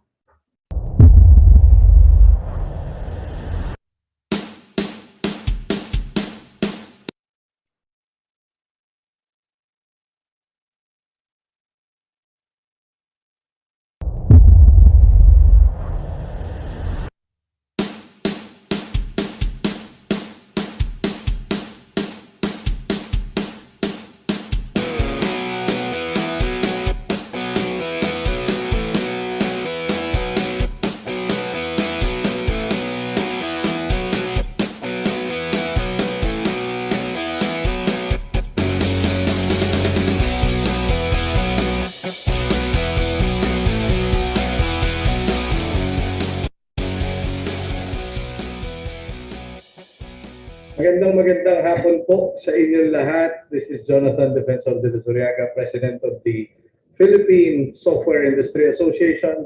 I was also the former President of the National ICT Confederation of the Philippines and currently a board member of the IT Business Process Association of the Philippines. I've been tasked to discuss for the next 20 minutes digital skills for a digital future. In fact, the original topic given to me was how do I land a job? Now, I think there's nothing more direct of an answer than how I changed the topic assigned to me in terms of what I am currently presenting now. So without further ado, allow me to actually go through a couple of things. First, a digital future. Let's talk about how the world has turned digital. Okay, so this is coming from Hootsuite, January 2021 report. This is just for this year. There's a total of about 81 million people that basically got added into the total population. Out of that, there was a 93 million addition in terms of unique mobile phone users and 316 million that actually got introduced or entered the internet. And for active social media users, and I know that this is the 7th or 8th time that I've been a speaker for Y4IT, and I know that the crowd here is very young, except for your professors probably, and for my co-speakers. But there's about 490 million active social media users that got added just for this year. Now, lo and behold, when it comes to social media, look at where the Philippines is. So daily time spent using social media, we are on the top of the list. The Philippines is the country that spends most time using social media. Now, I'm not only representing the software industry, I'm also representing technically all the other sectors of the industry, such as animation. I know some of you are very inclined to actually go into animation. The contact center space, which is actually the biggest in terms of all the IT BPM industries. Game Developers Association, I know my good friend Karen Legaspi talked about this, that if this is your passion, go ahead and do it. And then my good friend also Sherwin is representing data analytics, and most of data analytics is actually happening in the global in-house centers here in the Philippines. Now, these are the global multinational, the multinational companies that call the Philippines their home when it comes to their back office requirements. And then the Philippines is relatively strong also when it comes to the healthcare information management. No? So there's an association for that called HIMAC. And now we have the most good-looking people in the industry, the Philippine software industry. No? So that is what I've been heading, and I've been heading the PSIA for the past 7 years together with one of our directors and their speaker, speaker a while ago, who basically gave a very thorough explanation in terms of the technical aspects of development and career. No? And that's Kalen Legaspi of Orange and Bronze.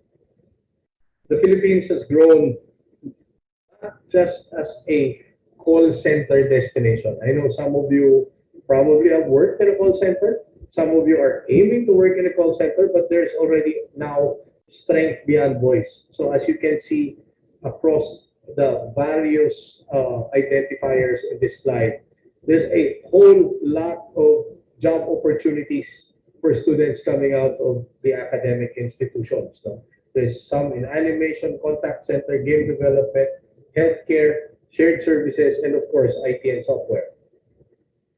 We are being called as the industry that is pandemic-proof. Bakit po kaya na tinatawag tayo na pandemic-proof? We were the only one of the industries that actually grew even during the lockdown of 2020. And we still continue to grow right now. In fact, most, if not all, of the members of the Philippine Software Industry Association are saying, you know what? We're all growing by double digits. No? So again, this is 2019 headcount and revenue growth. For 2020, we still grew to almost 2% when it comes to headcount.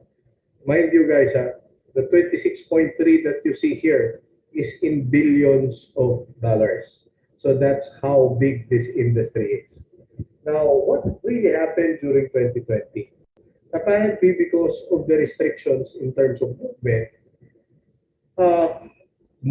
there were a lot of companies that were affected adversely. And of course, up to now, there are certain industries. May mga industriya na apektado pa rin hanggang ngayon, such as yung mga hotel, yung mga restaurant, But the IT BPM industry, including, of course, the segment that the PSIA represents, which is software services. So come July of 2020, the productivity of the entire industry already rose to about 90%. And now we're almost close to 100% across all industries. But of course, some, if not all, are actually working from home. So out of 2020, out goes 2020 and in comes 2021, apparently growth is reported across all industry segments. So for those students who are asking, I'm taking up computer science, I'm taking up IT, I'm taking up IS, may trabaho ba na nag-iitay sa amin? The answer is yes, there is, and there is a lot. There's growth reported across industry segments, and we need more people. Even the local economy is showing unprecedented interest in digital, including local government units, the local hospitals, the local restaurants, the local companies. They all want to transition from offline to online. Why? Because they don't have a choice. That's where everything is going. Data explosion, as my good friend Sherwin actually mentioned a while ago, it now fuels the digital agenda. Because of this data explosion, there's numerous jobs being created across the entire sector. Let's just take a quick snapshot of 5 industries. Healthcare, they're saying that telehealth, telemedicine, no, consulting your doctor through video consultation will replace traditional annual physical exams by 2025. For the real estate, construction of multi-family homes, meaning to say, madami kayo sa isang lugar, beginning in 2021, will include co-working spaces. So meaning you don't have to go outside of your residence to actually work. Financial services, integration of tokenization technology to better secure and track individual purchases and transactions by 2023. It's happening now. It's happening now. Even during the height of the pandemic, most of the ayuda were actually being given through digital wallet systems, so like GCash. And then for manufacturing, full adoption of supply chain 4.0 by 2025. Again, that's what? That's technically 3 years from now. And retail, e-commerce sales account for more than a third of total retail spend. This is by the end of 2020, and I'm pretty sure these numbers have increased. So what are the top 10 digital skills that employers were looking for during the COVID-19 pandemic? Number 1, 44% actually goes to digital marketing. Number 2, 43%, just 1 percentage down is for project management skills. And I think our idol, former Undersecretary of DICT, Monchito Ibrahim, went through some of the skills that are being required. And then I'm going to point a finger to Sherwin and the Analytics Association of the Philippines. Number 3 on the list is data analysts. Number 4 is basic IT support. Number 5 is data-driven decision-making skills. 6 is for web app design and development. 7 is cybersecurity, which is now very, very important. Primarily because a lot of people are working from home, and if you're catering to a financial account or a healthcare account, IT security and cybersecurity is very, very important. And 8 is governance, risk management, and personal data protection. Number 9 is AI and machine learning, and number 10 is robotic process automation. So for those of you, take your pick. These are very high in demand jobs that actually pay very, very well. So you could really make a very lucrative career out of these job functions. One of the reasons why Spring Valley, together with Asia Pacific College, created specialized professional tracks. And if you could see the 10 courses that we have there, it's all pretty much apples to apples with what the industry and the entire world is looking for. Cloud and virtualization, and I do believe Kalin mentioned this in his presentation. Cybersecurity, cyber forensics, operating systems is still very important. Mobile and internet technologies, IT analytics and machine learning. Internet of Things, games and multimedia, robotic process automation, and multimedia information design, which is gearing more towards game development and animation. Philippines is very strong in the creative arts.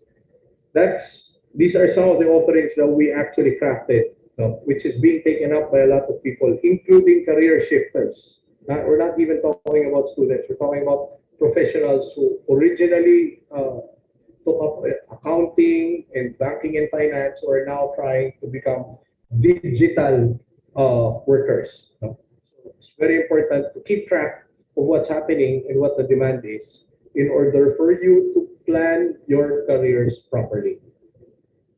So the digital journey continues, pandemic or no pandemic. When we crafted the roadmap 2022, way back 2016, we were saying that the biggest disruptor would be digital. But we did not know that the pandemic was going to be a very vital piece of the entire equation in terms of stimulating and pushing digital as far as aggressively as possible. So that being said, there are now new technologies that are shaping the world. And I'm pretty sure that some of you actually came across this. So it's not just about software development, it's now hardware and software getting married. So there's AI, there's brain computer interfaces, there's 3D printing, living robots, AR, we call it and tactile virtual reality, they call it XR now. No? So augmented reality, virtual reality, and mixed reality. Self-driving vehicles, the Hyperloop, of course, from Mr. Musk, hydrogen power, energy storing bricks, and then quantum computing. Now, because of the amount of data that is being analyzed and churned out, we now need quantum computing power to actually analyze all of these things. But make no mistake about it, I know it's very difficult. I'm surprised that there's only about 700 plus in attendance today, because usually when I speak during for Y4IT, there's more than 4,000, 5,000 people in attendance. And that being said, I know it's very difficult to actually learn, most especially learn a technical course online.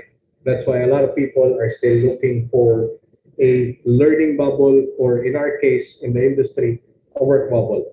That's one of the reasons why we created Spring Valley. Now, what is Spring Valley? Let's watch this video.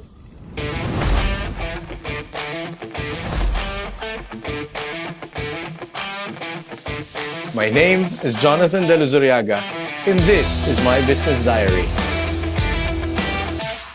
Let me tell you about Spring Valley. Spring Valley is Asia's version of Silicon Valley. The Philippines is going to play a vital role in the digital transformation of the entire world. And Spring Valley is going to be a venue where innovators and technologists could congregate in order to create technology for good. We found our partner with Globe Business. And a vision as big as Spring Valley would need to have partners that are both reliable and compatible. Reliable in terms of providing the connections that would enable our business to succeed, and compatibility with our core value, which is one, love for this country, and second, a deep appreciation of technology and innovation. These are very exciting times for Spring Valley and for the Republic of the Philippines. We are now at the precipice of realizing the first Filipino-owned technology company that will have its own township. And we intend to help all the founders in the Philippines by empowering them and by providing them a venue where they could be the best version of themselves. And I intend to continue this journey together with Globe Business. Philippines, it's time for us to lead.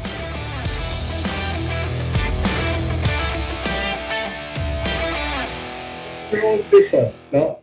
In fact, because of the lack of talent required by the industry right now, we're actually getting talent from technically everywhere. No, they're flying out. I'm actually here in Negros Occidental. It's in a city called Bago City, which is the next town from Bacolod. We even have people from as far up north as Ilocos Norte flying in and basically staying here with us, because iba pa rin pag magkakasama kayo and you learn from each other and you teach each other, and basically you push each other up. No? So this is basically our map in terms of where our people are actually coming from. It's from all over the place, including Metro Manila. But despite that, why is it that the Philippines is on a downward trend when it comes to innovation?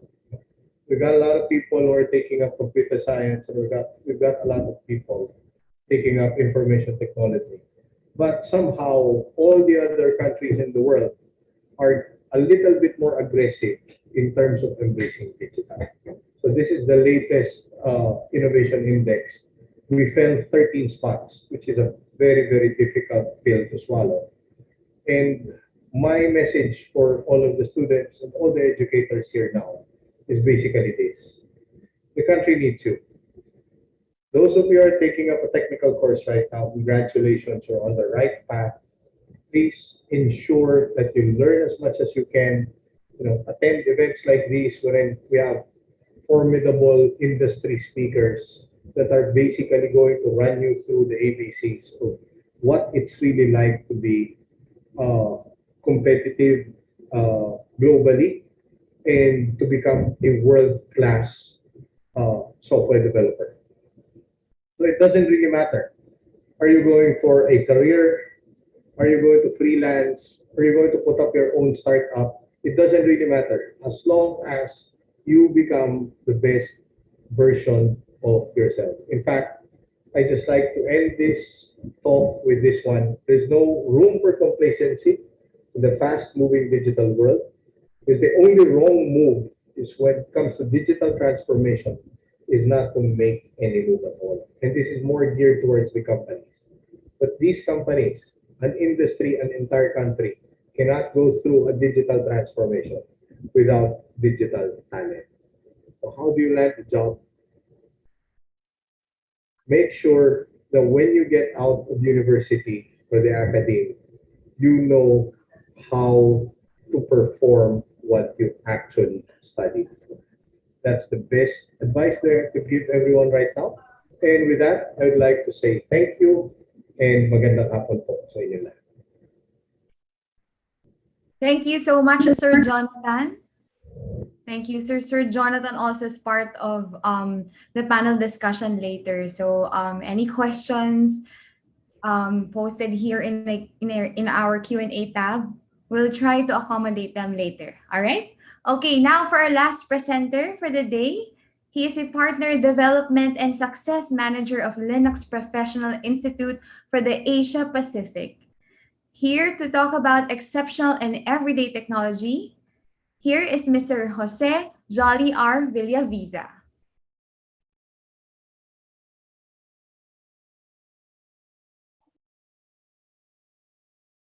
Hi, sir. I think you're on mute. Yes, good morning, everyone. Okay lang, good morning. Madalas ko naririnig yun in every meeting, kahit hapon na kahit gabi. Good morning. And I'm excited for today kasi I'll be able to share something. Actually, karugtong ito ng mga dinidiscuss na kanina. Very specific lang sa akin. A brief introduction of myself. As mentioned, ako yung Partner in Development Success Manager ng Linux Asia Pacific, Linux Professional Institute sa Asia Pacific. Nag-iisa lang ako. So kung may gustong samahan niyo lang ako. And as well, with that, I'm also a human resources professional, as well as I'm doing volunteering in social civic activities. Ayan po yung mga organizations that I'm normally getting in touch with. So yeah, let's continue. So with that, I'm a part of the LTI, and LTI simply has a mission to promote open source by elevating people working with it. And we are a nonprofit organization. Yes, you can say na ako ay freelancer na nagtatrabaho sa isang kumpanya sa Canada. Yeah. So we're founded in Canada. We have affiliates all over the world.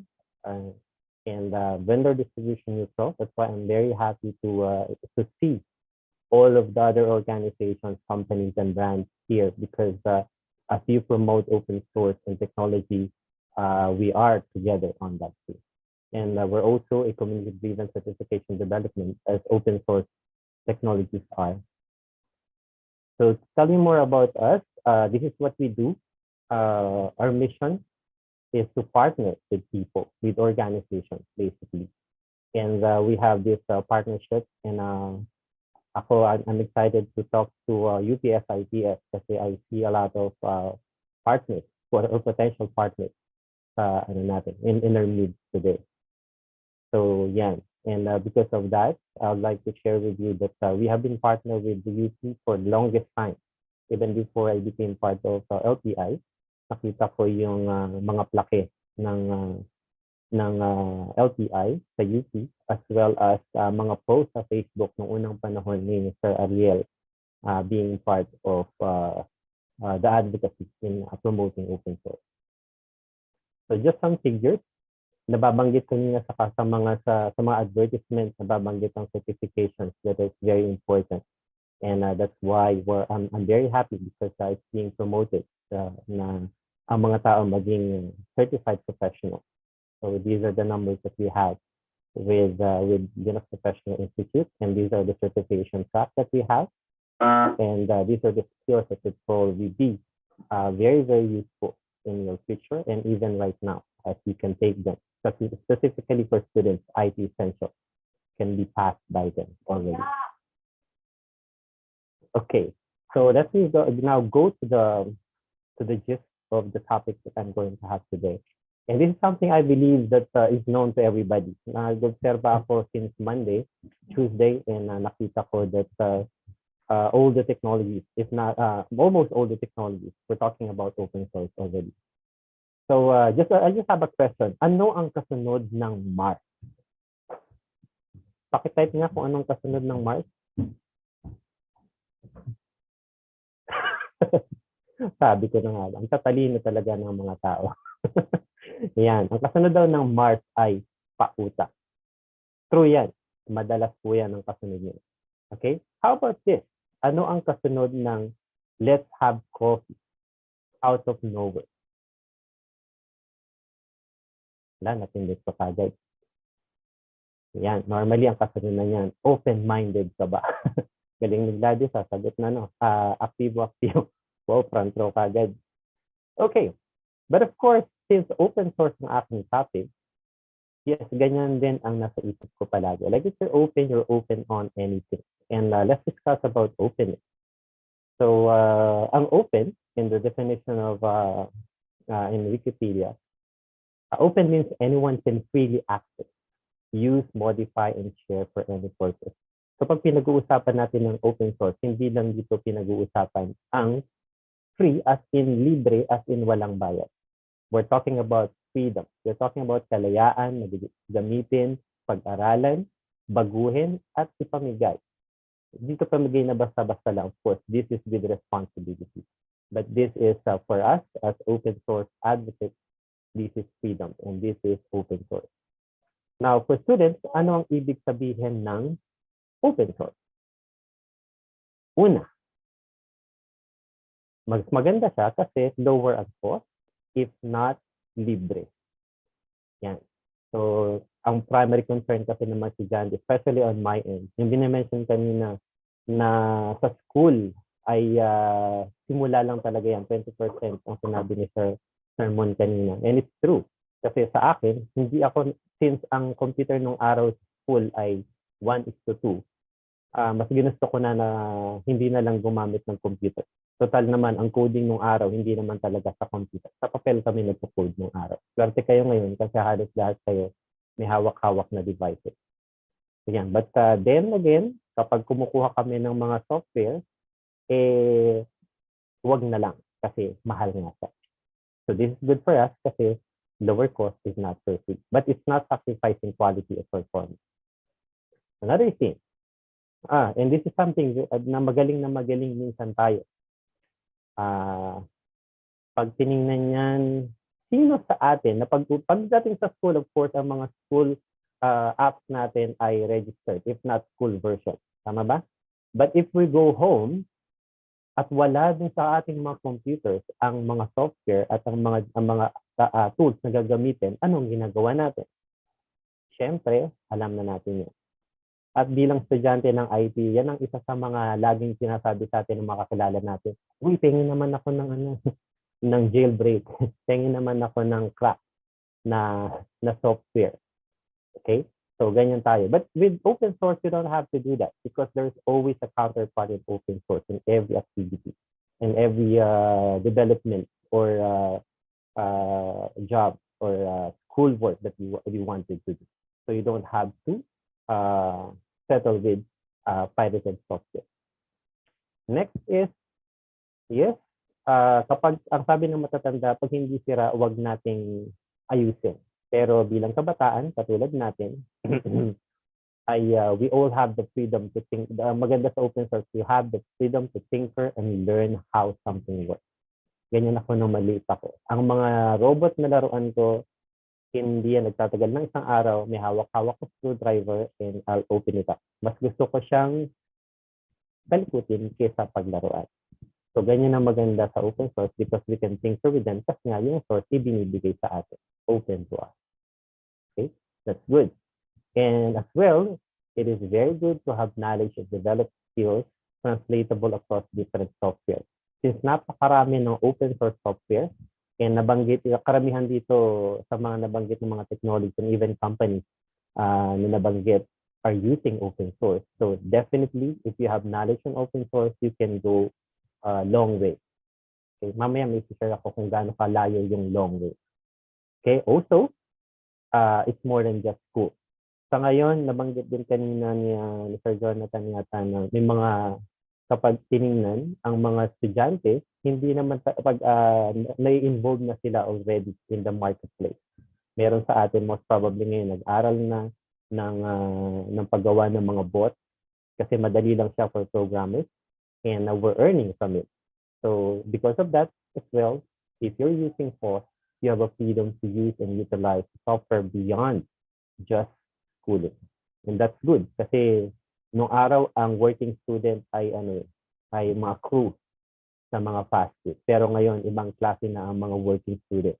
Mas malaki minsan ang kinikita ng mga estudyante kaysa sa mga teachers nila because of their skills na na-develop nila and the clients that they're able to get. Okay, how about for educators? Ayan, nandito naman ang mga educators din natin. And it's good that when we do teach, we can focus on teaching skills and concepts instead of just teaching them how to press buttons, alin yung buttons na ilalagay, ano yung i-code and all. They're focusing more on the logic of things. Okay. Another thing is they would not worry more kung sakasakaling ang mga estudyante ay pagdating nga ng bahay ay wala silang software na magagamit kasi there's always a counterpart that they can suggest to their students na pwede nilang gamitin para inline pa rin naman sila kahit na hindi kamukha ng sa school yung ginagamit nila. Unless na binibigay na free access ang school, which is good as well. Okay, and it also gives more opportunities for students to do jobs and to learn more outside of the usual proprietary software na sikat naman talaga sila. Pero that's actually, pinag-usapan lagi ang front end and back end. And many of the professionals here would agree with me na mas malaki sa back end ang open source. Nabanggit kanina na ang king of programming language ba yan or development, nabanggit kanina, ay ang Java pa rin. Parang mula nung magsimula ang Java, andyan na siya. Okay, kahit na nung kape lang talaga ang pinagsimulan yan, still, it is still the king. So, it gives an opportunity. So, pag marunong ka ng Java, JavaScript, and all those programming languages nang galing sa C++ and C, you are actually, you can do better. Okay? And as a teacher or educator, you can keep on learning new stuff. Meron tayong kasabihan na if you can code it, you can teach it. Yeah. So, mas madali tayong magturo kapag nalalaman natin kung paano siya buting-tingin. Okay, na-experience ko yan kasi nagturo ako pagka-graduate ko. Pero nung nag-aral kasi ako, ang pinaka-highest na programming language ay C. So, walang tanungan ko anong edad. Basta C pa lang nun. Tapos nagturo ako nasa object-oriented programming language of Visual Basic and so on. And ako, pag tinignan ko yung buting-ting, medyo nahirapan na ako because 10 years ako nahinto sa IT.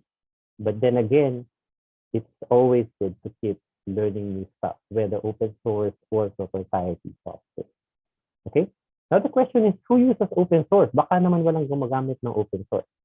Pero hindi yata kayo ang dapat kong tinatanong ng ganito. So this is for sharing for people who don't know yet. But who uses open source? Kayo, pag tinanong ko, gumagamit ba kayo ng open source? Pa-type naman po if you are. Ayan, wala pang nagta-type. Yes. Anong open source software ang ginagamit mo? Yan, WSL2. Ano pa?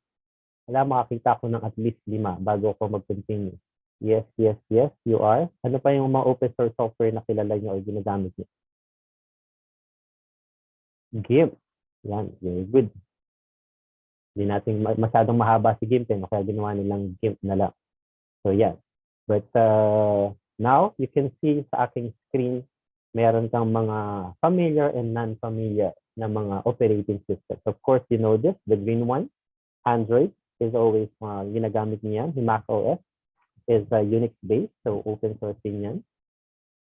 Kilala niyo ba tong purplish na open na ano na to, na operating system na to? Sino makakahula kung anong operating system ito?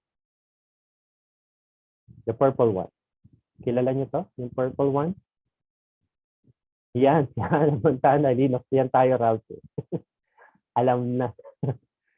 Okay, so just to continue, para makita natin that open source is really a good technology and an everyday technology. I'll just continue and you will see browsers, Firefox. I'm using Brave, by the way. Maganda sa Brave kasi may mga points na nakukuha. Naka 500 pesos na ako just by browsing. So yan, Chrome and so on. And we have DBMS. Okay, I have a lot of friends right now na gumagamit ng Maraya, DV, kasi si MySQL, although ginagamit ko, nung araw talagang malaki si SQL. Malaki, actually ngayon malaki si Oracle, pero Oracle has become bigger because it has focused on its brand. Yan, pero open source pa rin siya. And kanina may nag-type na ng LibreOffice, and we also have Apache OpenOffice. Meron tayong WPS Office. Ito yung nakikita natin palagi na nakadikit kay Google as well. Yan, programming languages. So ano pa ba? So ibig sabihin ba nito kapag natuto ko ng mga ganito, maganda na ang aking chances na makakuha ng magandang trabaho in the future? The answer is no. Kasi your chances is not the future. Your chances can start today. Yan, pwede na yan. Kung marunong ka na yan, marami na ngayon mga estudyante nagde-develop sila. As I mentioned before, per hour kasi sila binabayaran, while ang mga teacher, kami, nung teacher ako, per unit kasi ang bayad sa amin. Sila per hour or per project. Ayan. Tapos, programming code editors, you have those. So, familiar yan. Ako familiar ako sa Eclipse kasi instead na gamitin ko dati yung DB na editor, kay Eclipse ako nagpupunta.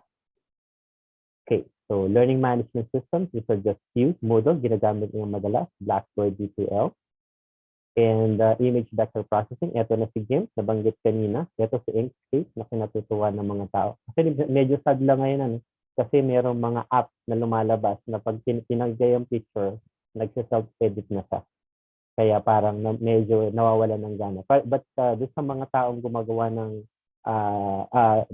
nagiging magaling sa mga vector processing and 3D na applications, you don't have to worry kasi ibang klase ang quality na ginagawa niyo kaysa dun sa mga app na pindot-pindot, lagay ng picture tapos nag-animate na siya. So you can do better than that. Libangan lang yun.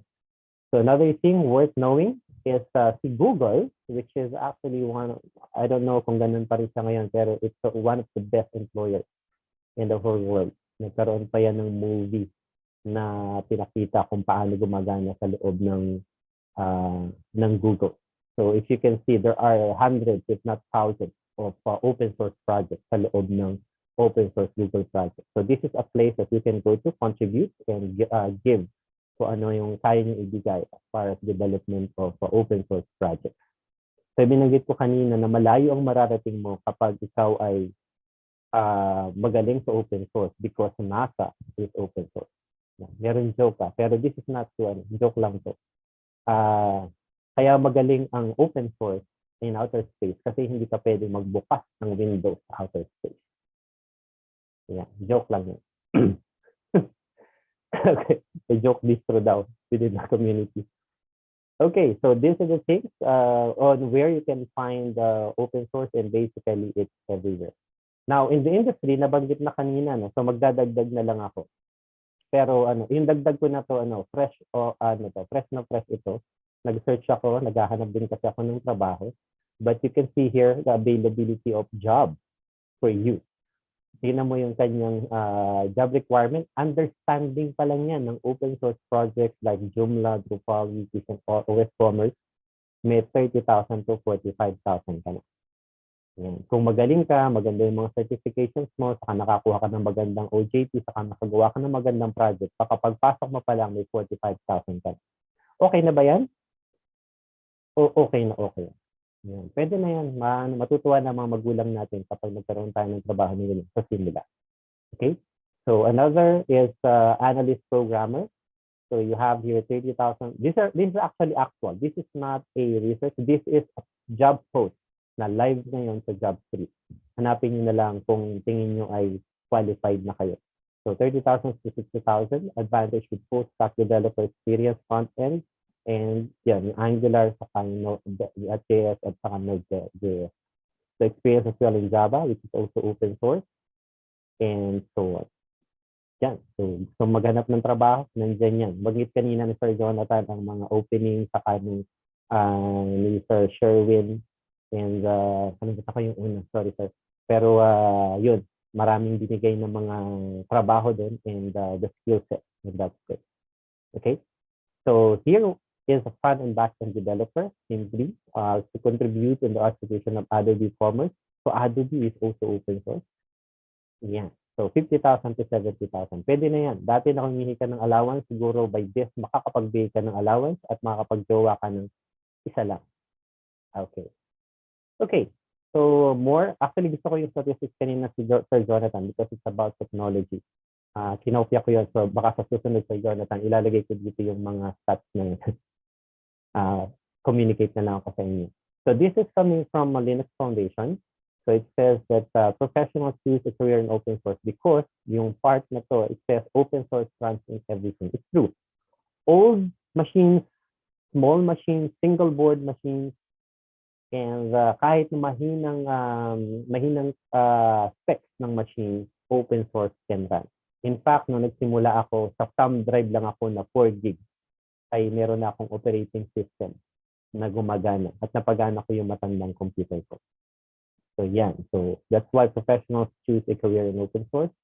And on certifications, na pinapanood ko ng paulit-ulit yung ad, na ang mga hiring managers are more likely to hire someone with a certification. As an HR manager, this is something na lagi ko sinishare sa mga companies na hindi sila naniniwala sa certification.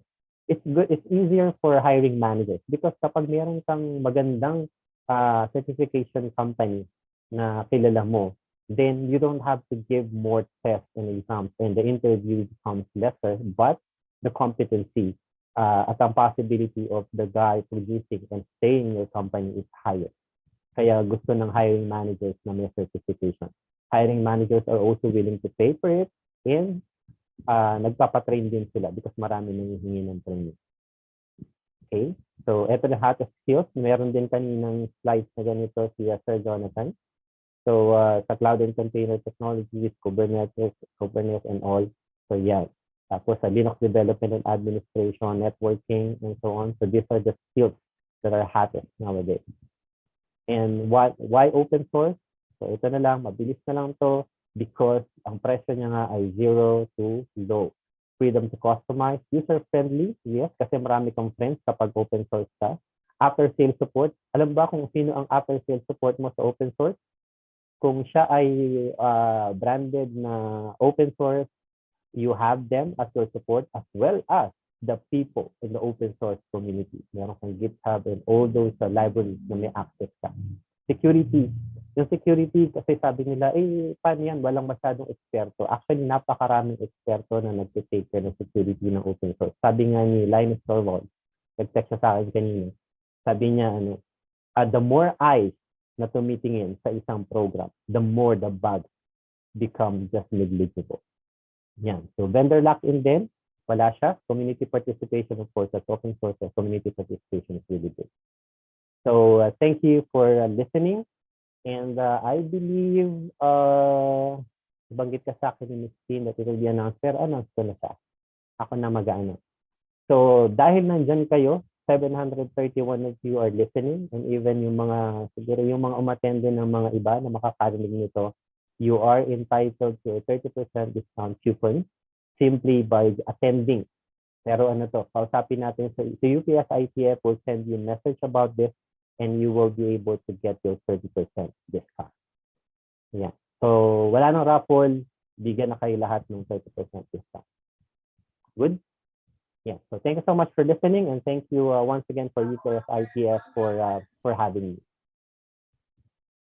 All right. Thank you very much, Sir Jolly Villavisa.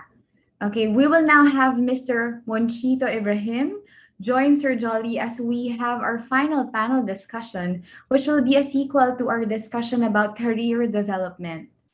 This time around, we'll have Mr. George Su of ASUS, Orange and Broad Software Labs, Kaylan Legaspi, Jonathan de Luzuriaga of the Philippine Software Industry Association, and of course, Sir Jolly Villavisa of Linux Professional Institute.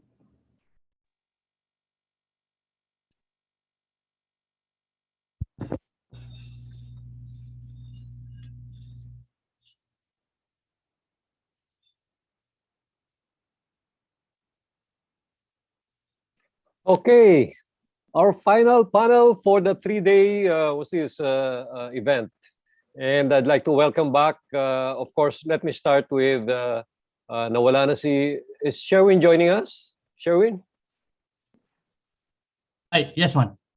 Okay, wala ka dito sa wala ka sa spotlight eh. Oh, you're there. Okay.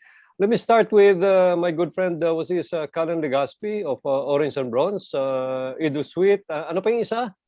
ONB Edu Suite. Well, I'm on the technical committee for computer science and of course, board of the PSIA.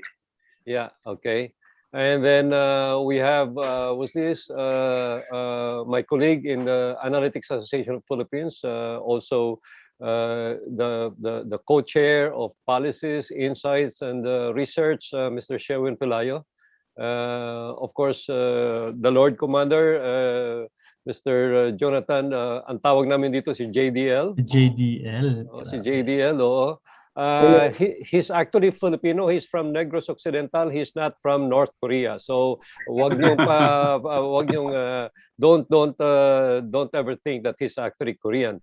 And welcome back again, Mr. George Su of ASUS Philippines, although he's currently in Taipei.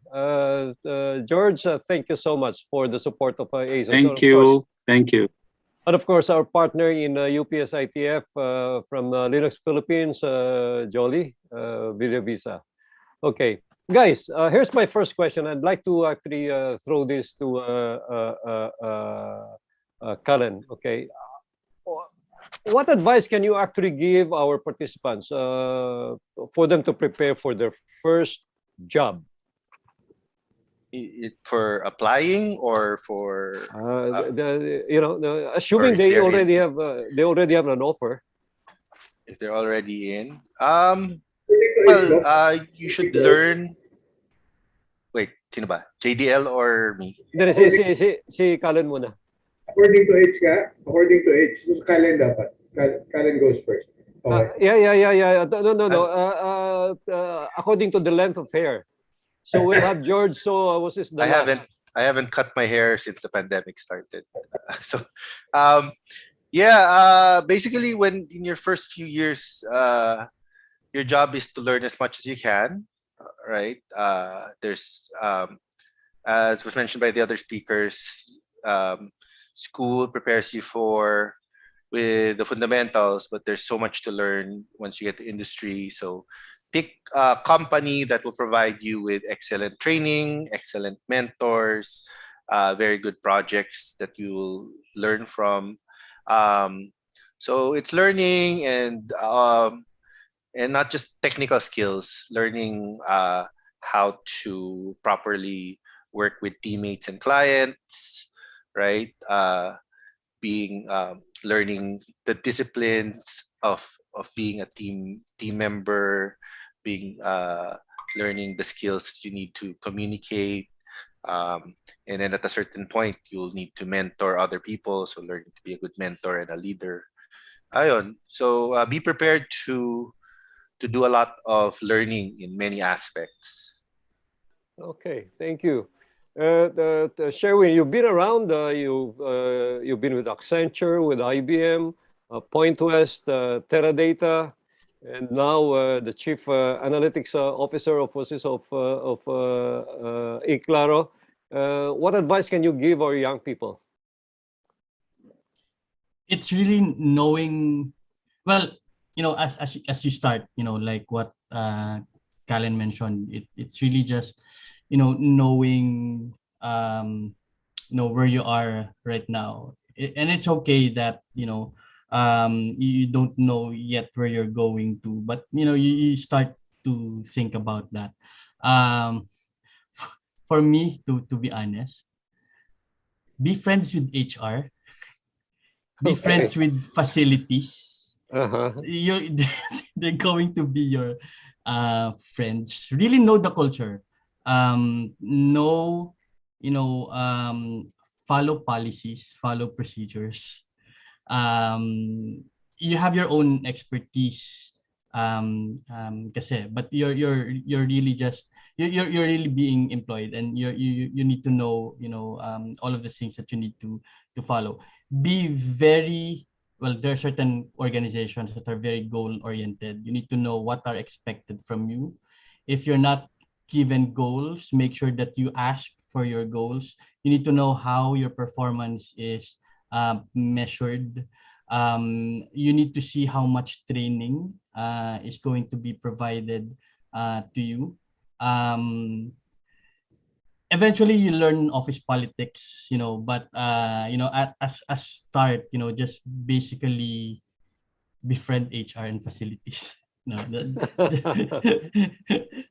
just kidding. I mean, just know the culture of your organization. Thank you. JDL, you've been around as well, contact center industry. You've been with IBPAP. You've worked for a healthcare, organization. And now you have your own, small, big baby. What advice can you actually give our young people? Good question, Yusek. No?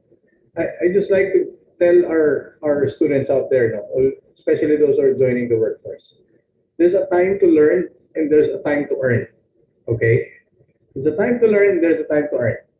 Don't think of yourselves too much when you're just getting into the workforce. Because you've got people who have been doing this for a longer time. And apparently, Yusek, the problem with this is from the last time that we ran the numbers, the high rate, no, I'm not scaring everyone, but this is supposed to be a challenge for all our schools here now present and educators. No? The high rate in the software industry is just 3%. Okay? And out of the 3%, we still have to train that 3% a good 6 to 10 months before they become productive contributors to an organization. So don't count the money first. No? Try to learn as much as you can. And then you'll know what you're worth already. Believe me, no, it doesn't take a rocket scientist to actually inform you that you're already at a particular level. Wherein if the company that you're working for doesn't really appreciate you, then there's so many companies out there who are going to get you because you've developed the right skills, including the right attitude, which is for me, from a Spring Valley perspective, I always say this, and forgive my French. But I could work with stupid. What I cannot work with is people without the heart and the passion for the job. Okay. Tandaan niyo, no? Sa Spring Valley, they don't actually ask for you to have common sense. So you just have to, you need to have the heart. We have Sorry. an IQ detector. We have an IQ detector usage. And then we have snipers all over the township. So if you fall a particular below a particular IQ level, the snipers will come at you. So Jolie, you've actually you're also involved in HR development. So in your case, what advice can you actually give our young people here? Yeah, actually the same thing that they're saying. Since you're a student right now, I think since also naging professor din ako in the past, and one of the things that I'm really excited with the students is yung on-job training nila. Because Okay. I monitor OJT very much. Like kapag nakita kong pinagpo-photocopy na lang sila, pinupull out ko sila. Tapos kapag naman hindi nila nagagawa yung performance nila na hine-expect sa kanila na gawain or matutunan, pinapasabi ko talaga sa I orient companies and tell them na sabihin sa amin and we're willing na na-pull out sila, i-train mo na ulit. If need to repeat nung course, then they have to. So the key is for you to prepare now. Katulad ng sinabi ni Sir Jonathan, today is a time for you to learn. If you can earn, katulad ng binanggit ko kanina, meron kasing iba talaga nakakakuha na ng client. That's good.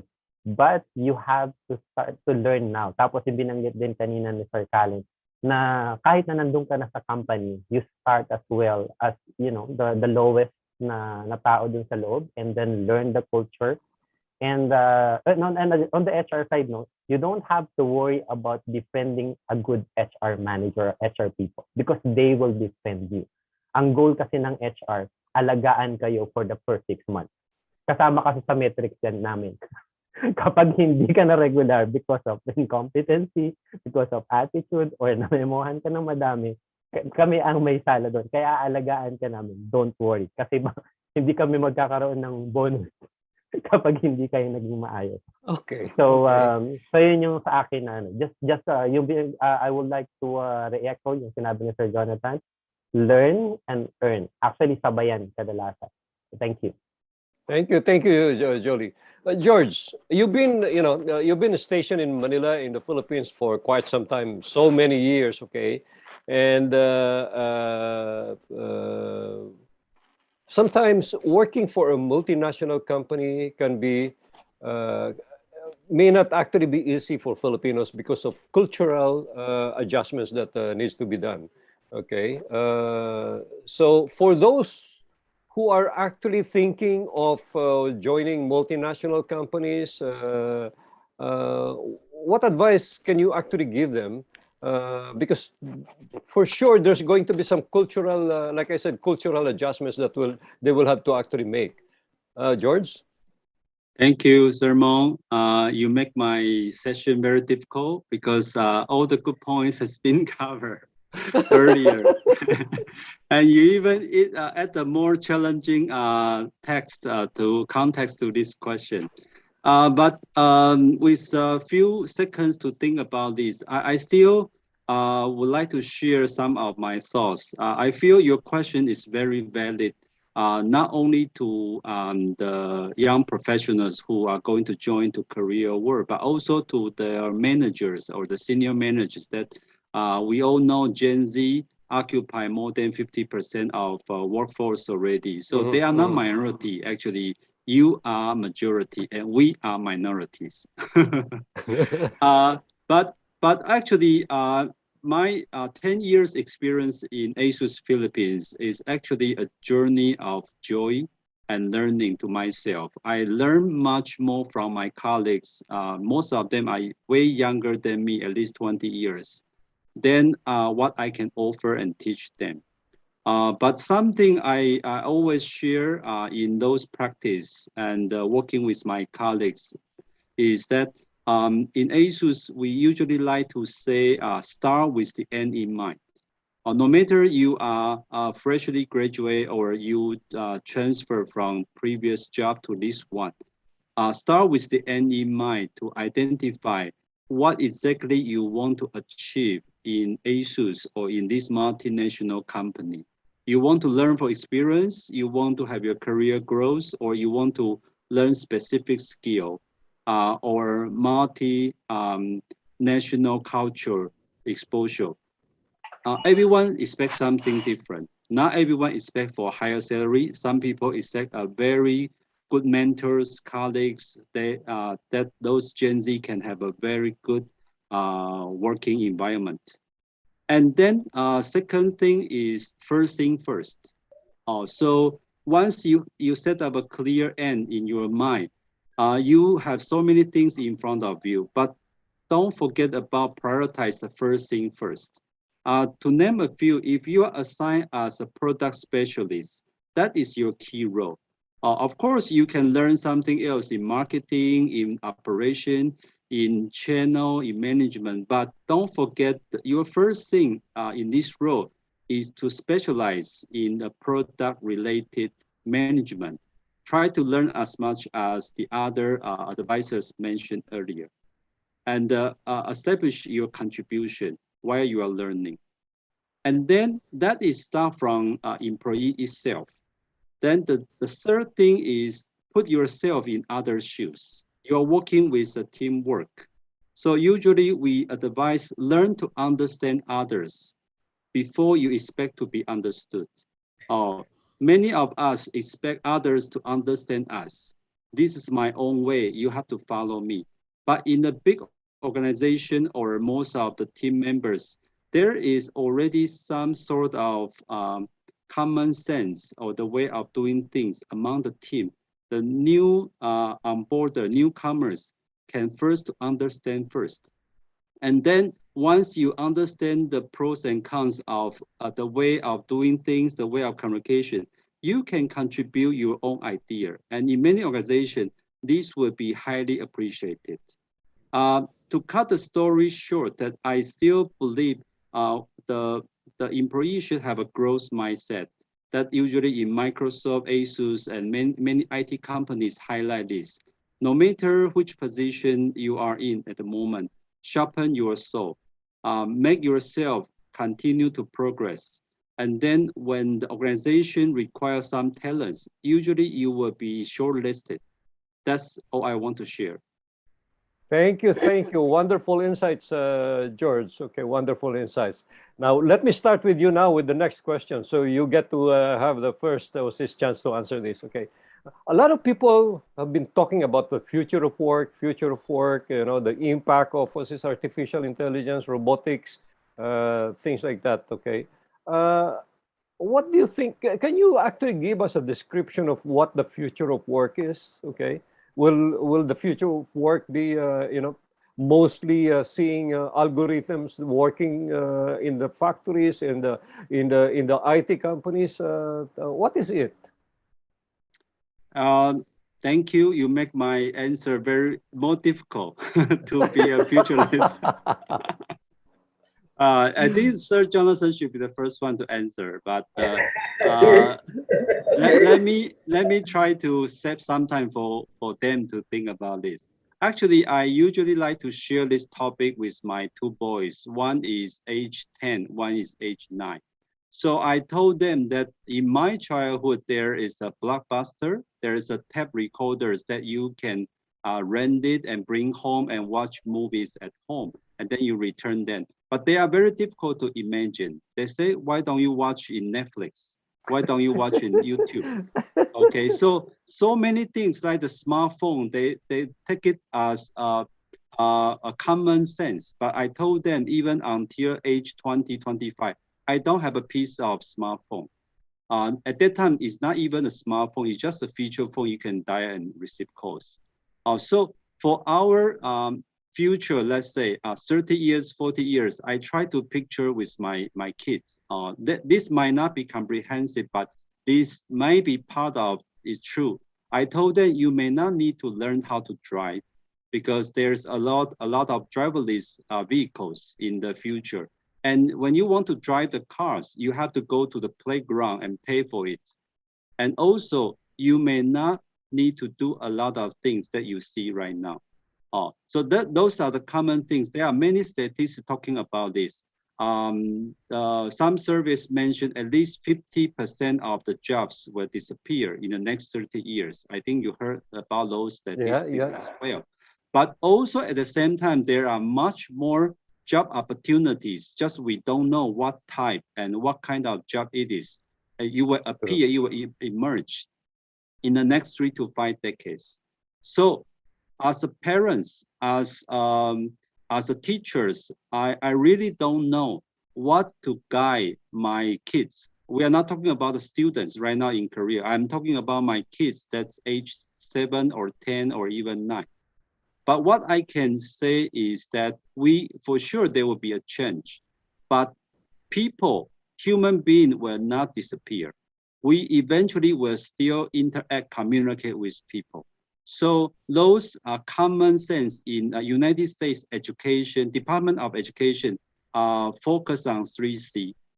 So you have to have empathy to the people. You need to know how to communicate with your colleagues, even across different cultures. Or even you have to learn how to communicate with artificial intelligence or robots. Yesterday, I saw that in Singapore, they already sent out the robot patrol in the park area that remind you to keep social distance while you are wearing mask. You can imagine after 5 or 10 years, those robots will not just have wheels, they will be walking around the area and going to the dark alley and protect your security or your safety. Everything can happen, but what things will not change is you still need to communicate with people. So those kind of the skills that I think we have to prepare from now. Wonderful, wonderful insights, George. Okay. As alluded to by George, let me turn the mic now to you, the floor to you, JDL. Thank you, George. I miss you. Thank you for taking all the good answers also. Could I just copy and paste George's answer? But anyway, if there's one lesson that we've learned throughout all of the what do you call this, industrial revolutions, is that it takes away jobs, but it also creates new ones, right? So the key is how to actually learn new skills and new competencies. That's the first one. Now, I'm going to go counter to everything, right? This is more or less aligned with what George is basically saying. The human contact and the human interaction piece is never going to change. Okay, case in point, most of the people in the IT BPM industry are doing work from home. I went against the grain and created my own small work bubble here, which apparently is appealing to a lot of clients out there, because now all they need to do is just call up and create just one Zoom room and the entire team is actually there, right? So it's much easier to manage, it's almost close to normal as possible, doesn't get subject to the problems that we have in terms of internet and power and so on and so forth, because now you have an office setting. So the key really is to, and again, if we're going to go back to the IBPAP study, 67% of the jobs in the IT BPM industry is going to be automated. But it's also going to create almost an equal or greater opportunity, because then, the low lying, the low value jobs is the one that's going to be taken out. And there are now going to be high value jobs that are going to be created. So I think it's going to go full circle later on. Like, I remember my daughter now, Mon, is a social media manager, right? For a US company, and she's earning a lot of money, right? So she's the one subsidizing me now. And 15 years ago, if your daughter or your son comes up to you and says, hey, you know what? I want to be a social media manager. You're going to ask him or her, are you into drugs? Right? Because no, that type of job is actually non-existent 15 years ago. But now, apparently, even if you look at the job boards, there's a huge requirement for such jobs, right? And how fast did she actually adjust? And mind you, my daughter took up hotel and restaurant management. not a technical. In the same manner that in the 6 people in this Zoom room now that are spotlighted, I'm the only one who's non-technical, really, right? But then I'm heading the Philippine Software Industry Association for the past 7 years. I rely on all the geekiness of Callan Legaspi to, make me appear intelligent when it comes to technical discussions. Again, how fast could you reinvent yourself? That's why, the number one requirement of all companies out there is the ability to learn new skills fast. And that's one thing that the students would really need to, take seriously, you said. Thank you, Jonathan. Turning to you now, Sherwin. What's your take on this about the future of work? Well, George and JDL already discussed about it. What I like about George's answer is what struck me most is George just mentioned about empathy. Because digital transformation, we're in this industrial revolution. Digital transformation is actually not just about technology; it's about the people. Making sure that technology works for the people. That's why disciplines such as user experience, the customer experience, that's really key right now. And of course, JDL mentioned about really being able to learn fast. So I guess what I'd like to add, and you actually alluded this, Mon, in your talk, is actually we need to focus on the soft skills. The key technological skills right now are soft skills rather than the hard skills. Definitely we need the software engineers, the data engineers, the data scientists, but there's an even bigger need for people who can be trained in the next wave of IT skills, which we actually do not know at this point in time. So since nobody knows what the key future hard skills will be, the best course of action talaga for organizations is to really bet on the people who are most likely to develop them. They need to be more adaptable. They actually need to be very curious and flexible in the first place. So yun lang, I think that the thirst for learning, for continuous learning and relearning, that's going to be the key for preparing ourselves for future skills and the future of work. Oh, great. Especially empathy, huh? For somebody who's design thinking specialist, you need to actually be very, very focused on being able to empathize. Helen, what's your take on this? Kalen's a philo major, Mon. So he's a philosophy major. That's why it's going to be an interesting answer. That's why we actually was this. We get together well. His philosophy and I'm chemistry, so that's a very good combination. That's the question. Empathy. What are we talking about? Sorry. No, it's about actually the future of work. A lot future of people, work. Yeah, I've been talking about the future of work. It's actually a buzzword, especially 3 years ago, 2 years ago. Okay, what is it all about? And why do young people have to care about it? Well, I'm not one to make a lot of forecasts about the future because there's enough to deal with now. But definitely, I'm agile. I just work on the things that are in front of me and try not to speculate too much about the future. Anyway, but the things are obvious. Obviously, all industries are now tech, right?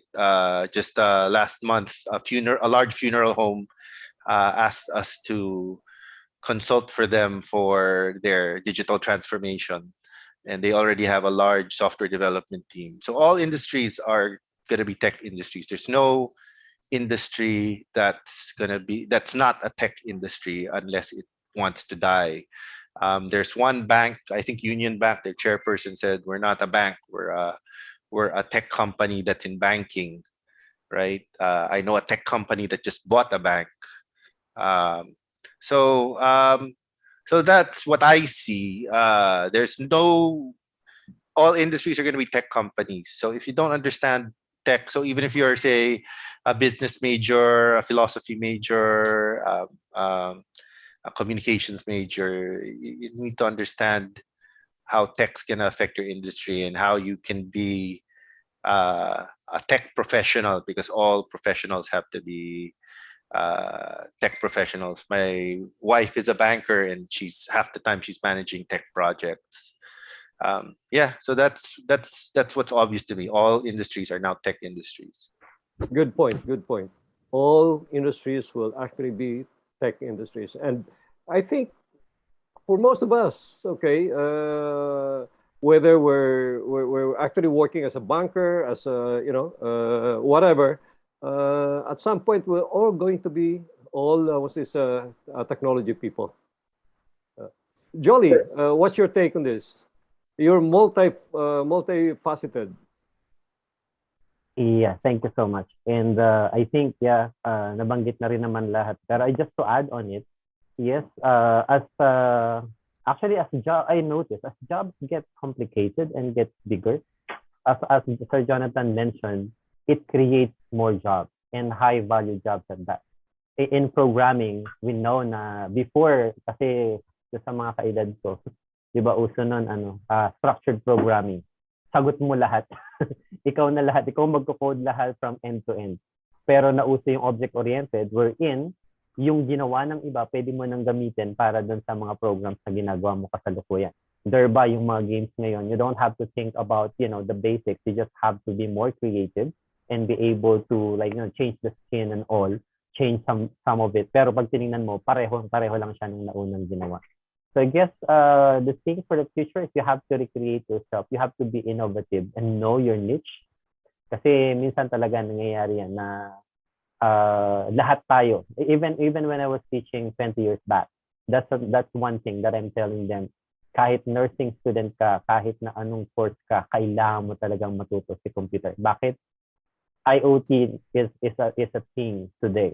Like lahat na lang, pagpasok mo ng pinto, kung hindi ka marunong mag-computer at takot ka sa computer, hindi ka na makakapasok ng pinto. Maglalagin ka before, bandit lock ginagamit mo. Ngayon, mga retina scan na and so on. Excuse me, Jolly, ano yung bandit lock? Ano yan, sir? Napanood ko lang yun. Nag-research ako. May papel, tapos nilalagay sa something na sinusubo. Yan. Okay. So yun. So these are things that we see. Like Sir Sherwin is right. Every company will become an IT company. And kahit janitor in the future, 'di ba ngayon ang mga makina talagang programmable na siya and so on. So if you will not change and evolve to become an IT person, and although tayo kasi baby boomers kasi tayo or millennials. But nowadays, especially we're talking about the digital natives, dadating din ang pagkakataon. Ngayon, maybe you can see na naka-adjust kayo kasi kayo nga yung pinanganak sa panahon ng IT. But you can see that there's always gonna be difference. And things will improve, things will change, but you have to change. You have to adapt to change. You have to be part of the change. So, yun. And thank you. Thank you. I'd just like to add more. Yeah. We're asking people in the workforce right now to learn new things fast.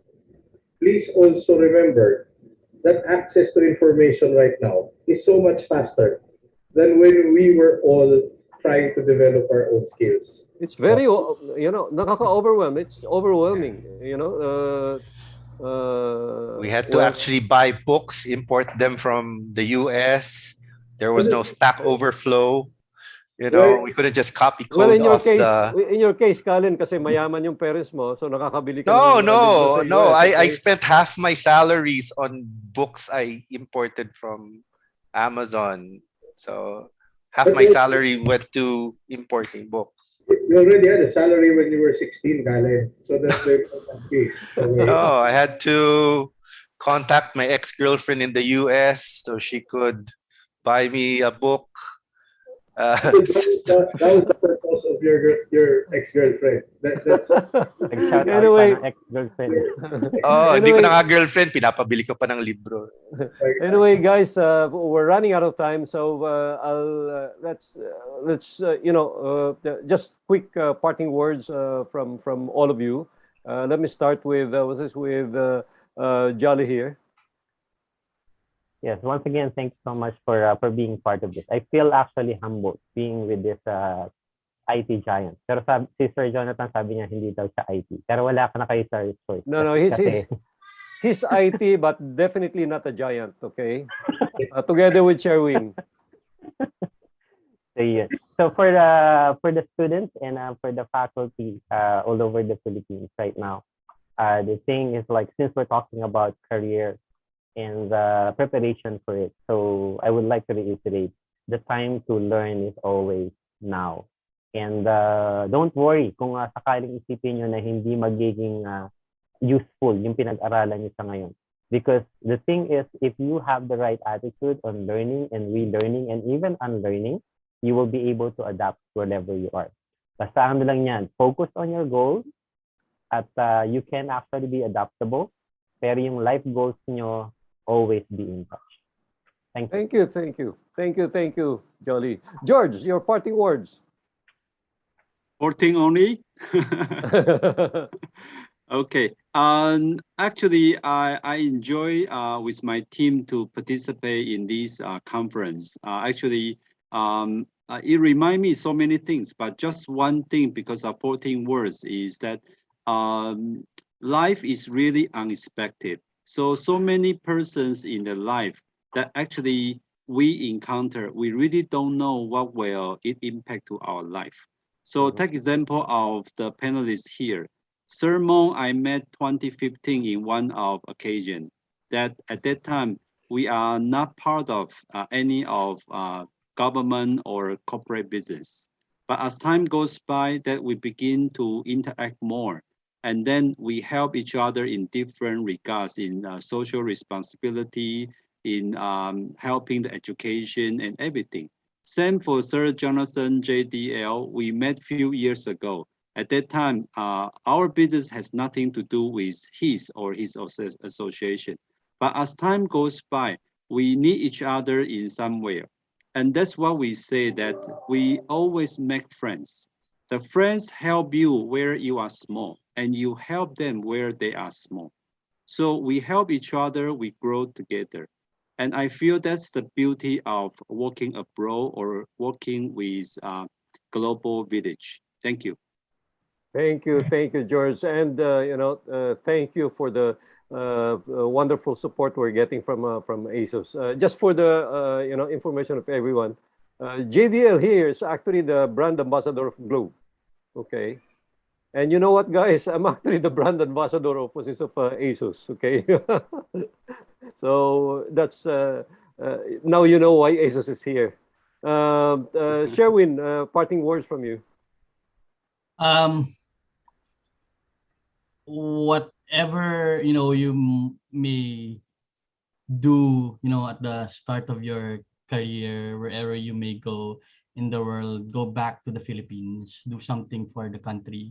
All of us here, sige, aminin na, all of us old people are kind of paving the way to make it easy for you to to grow careers here in the Philippines. We all love this country, so go ahead, go outside of the country while you're young, get experience, get rich, but go back, do something lasting. Do register and vote in the coming elections. I won't tell you who to vote. It's up to you, but just let your voice be heard. That's it. Thank you, Sherwin. Cullen.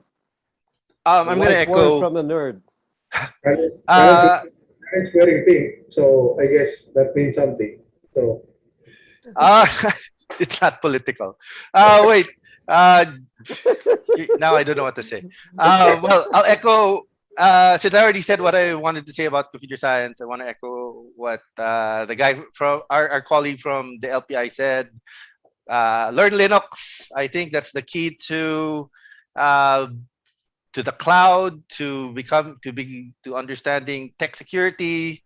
So stop, reformat your laptop, your stop using Windows, and learn how to use the command. Learn your way around the command line.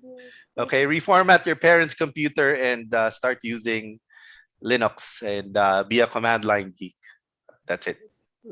Thank you.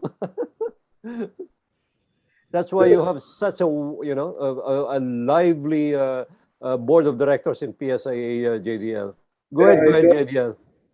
That's also the reason why it's always difficult to get Microsoft as a sponsor of PSIA events, because I have a director that says that, use it. No, anyway, you can run Linux on Microsoft now supports its own version of Linux on. Yeah, that's good. But I'm also an ASUS distributor for everyone's consumption. So I'm distributing ASUS also. So Mon, let me just take the opportunity. One of the reasons why I always want to be part of Y4IT, because this is a very open, raw discussion with students in schools. No? And I just like to appeal to our academic partners. Guys, we are so behind. Even compared to our Asian neighbors, we're 15, 20 years behind. If you go to George's country, Taiwan, I love Taiwan. It's beautiful. It's so technologically enabled. Then we're talking about Korea, Japan. If you have time and if it is permissible already, travel to other countries and see where they are when it comes to how they embrace digitalization and technology, right? And they're all using it for the good of their country. So I'm going to use an acronym that we used in the NICP NICP, the organization that you helped establish, the National ICT Confederation. We call it MAGIC. We need to make magic. And MAGIC stands for making academe, government, and industry collaborate. That's the only way that we could actually make a dent and make the Philippines relevant in this digital age. This is not a joke anymore. I've been waving this flag for the past 10 years or so, because I could already see that we are on the decline.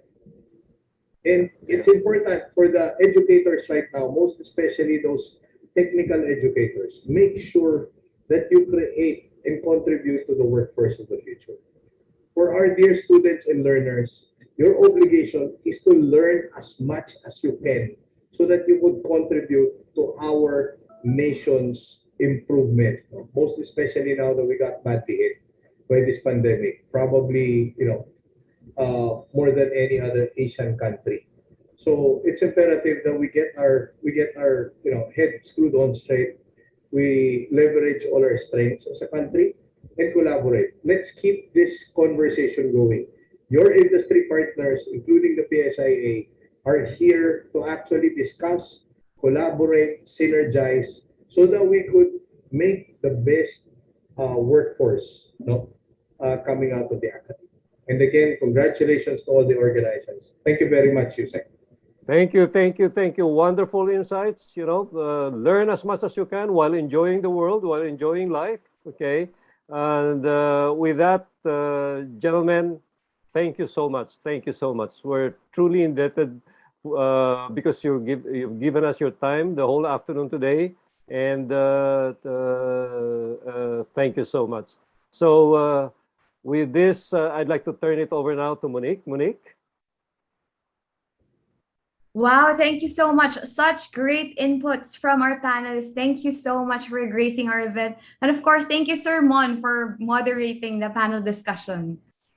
We'd like to thank as well, of course, our speakers from day 1 to 3. Thank you so much. So we, the students, teachers, professionals, and everybody else who has been part of this year's Y4IT, appreciate you.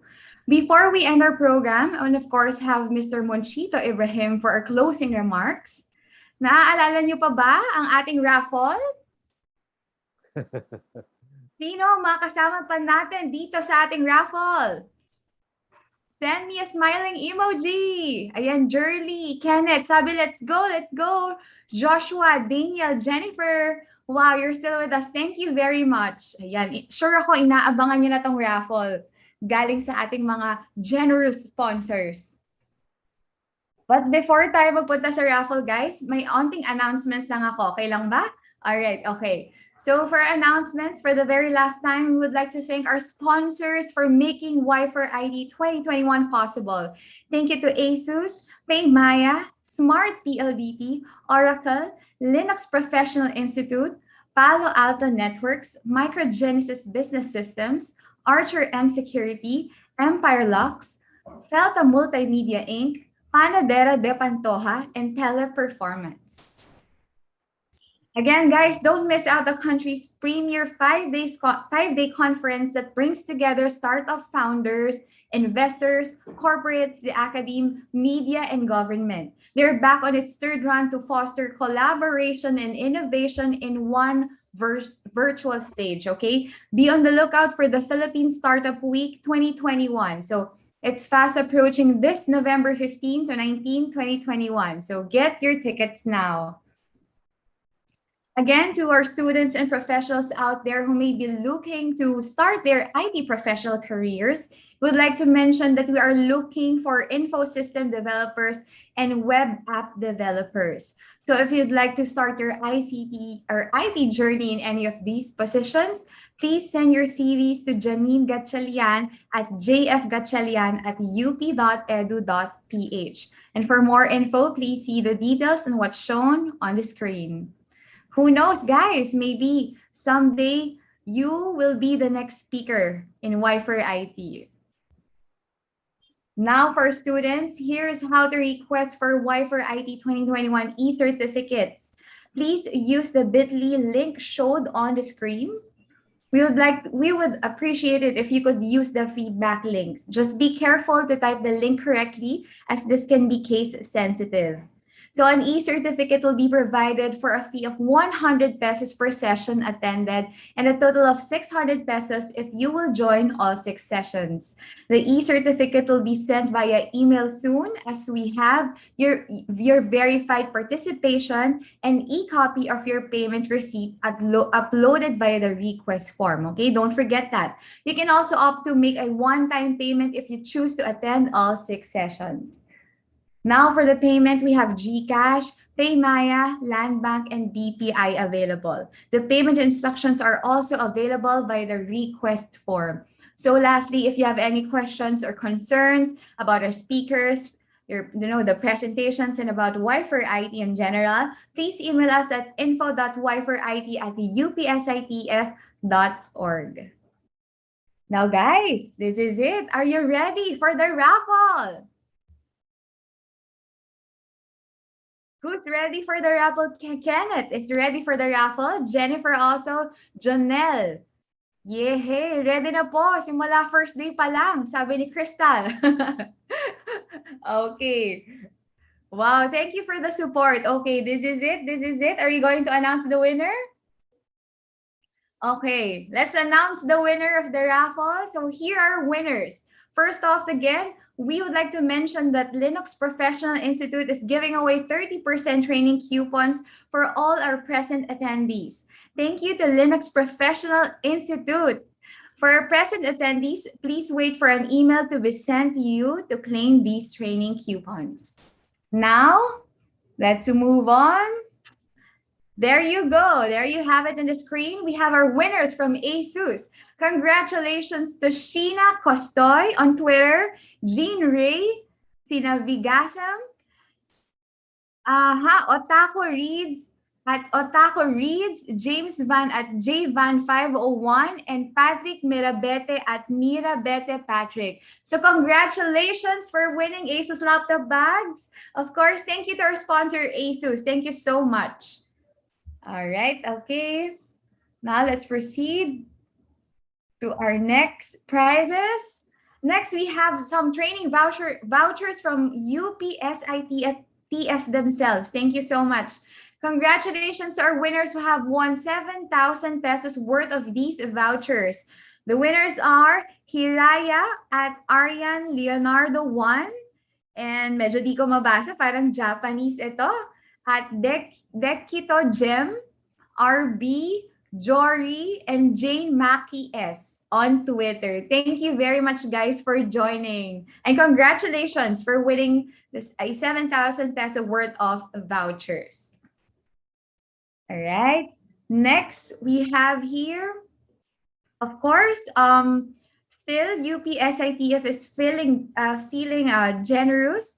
So correction, there's a correction. It's Linux Professional Institute. All right, okay, for the exam coupons. Now, moving on to the winners of the 5,000 pesos worth of vouchers.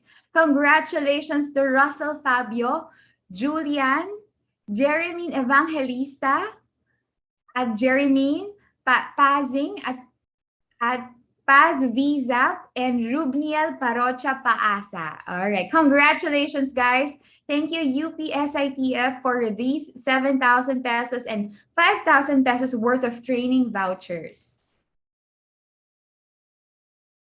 Okay, all right. So now we also have some products up for raffle from Felta Multimedia Inc. Congratulations to Jezabel Alancado on Twitter for winning a Lego bag tag and Lego gel pens. All right, congratulations. Moreover, congratulations to Aiza Rojas on Twitter also for winning a Lego fairy tale set. Wow, I love it. So once again, thank you to Felta Multimedia Inc. Wow, all right, okay. So, andito ba yung mga nanalo? Kung nandito yung mga nanalo, can you send us a heart emoji? Dito ba sila? Ayan si Sheena Marie. Hi Sheena Marie. Sabi ni Sean Snow, sana all. Sunog Niel. But thank you very much for sending in your entries, guys. Thank you. We appreciate it. Baka next year, yung mga hindi nanalo, manalo pa ulit next year, okay? All right. Okay. You're welcome. Sabi nila, thank you very much daw. All right. Okay. So thank you, everybody. So thank you to, of course, to my Y4IT family for having me again. It's been a pleasure. So once again, this has been your host, Monique Cardenas. And without further ado, here is Mr. Monchito Ibrahim for our Y4IT 2021 closing remarks.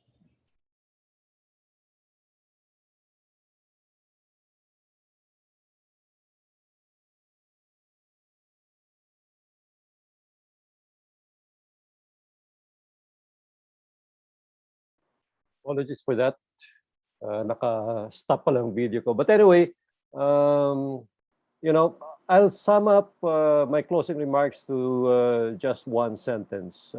And this is actually coming from one of our attendees dito. And she said, this is the best Y4IT Congress so far that she has attended.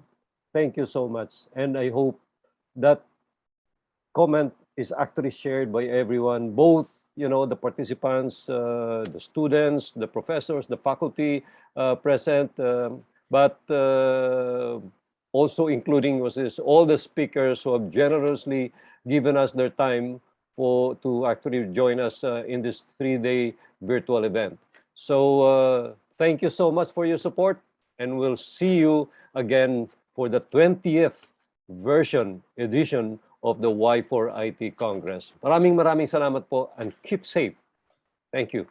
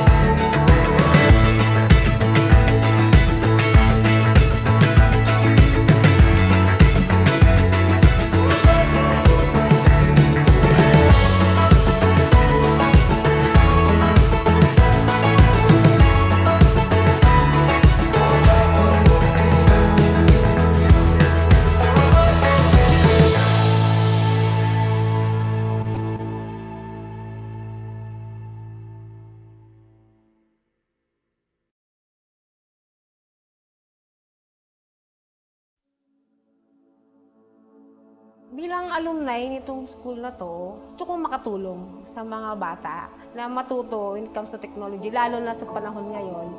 Napansin ko na napag-iiwanan na tong paaralan na to na pinanggalingan ko.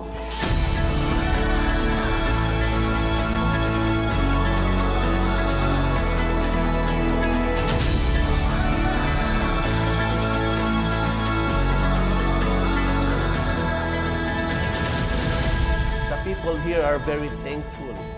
They really appreciate the blessing that came to them this afternoon. It's a way for our kababayans here, the small children here, to catch up with the technology gap. Ilalagay po natin ang mga laptop na ito po sa computer lab at ito po ay gagamitin ng mga mag-aaral natin na 199 na mga bata para po sila ay mas lalong maging bihasa sa paggamit po ng mga computers.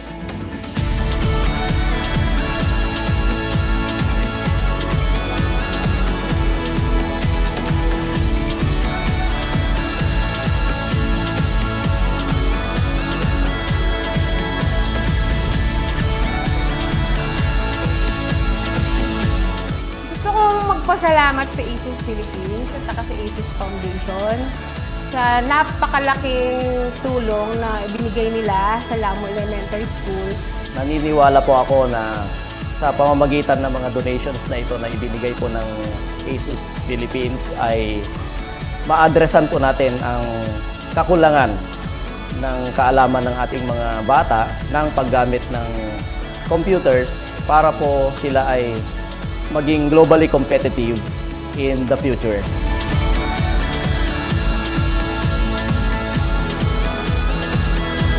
I trust ASUS. I trust ASUS.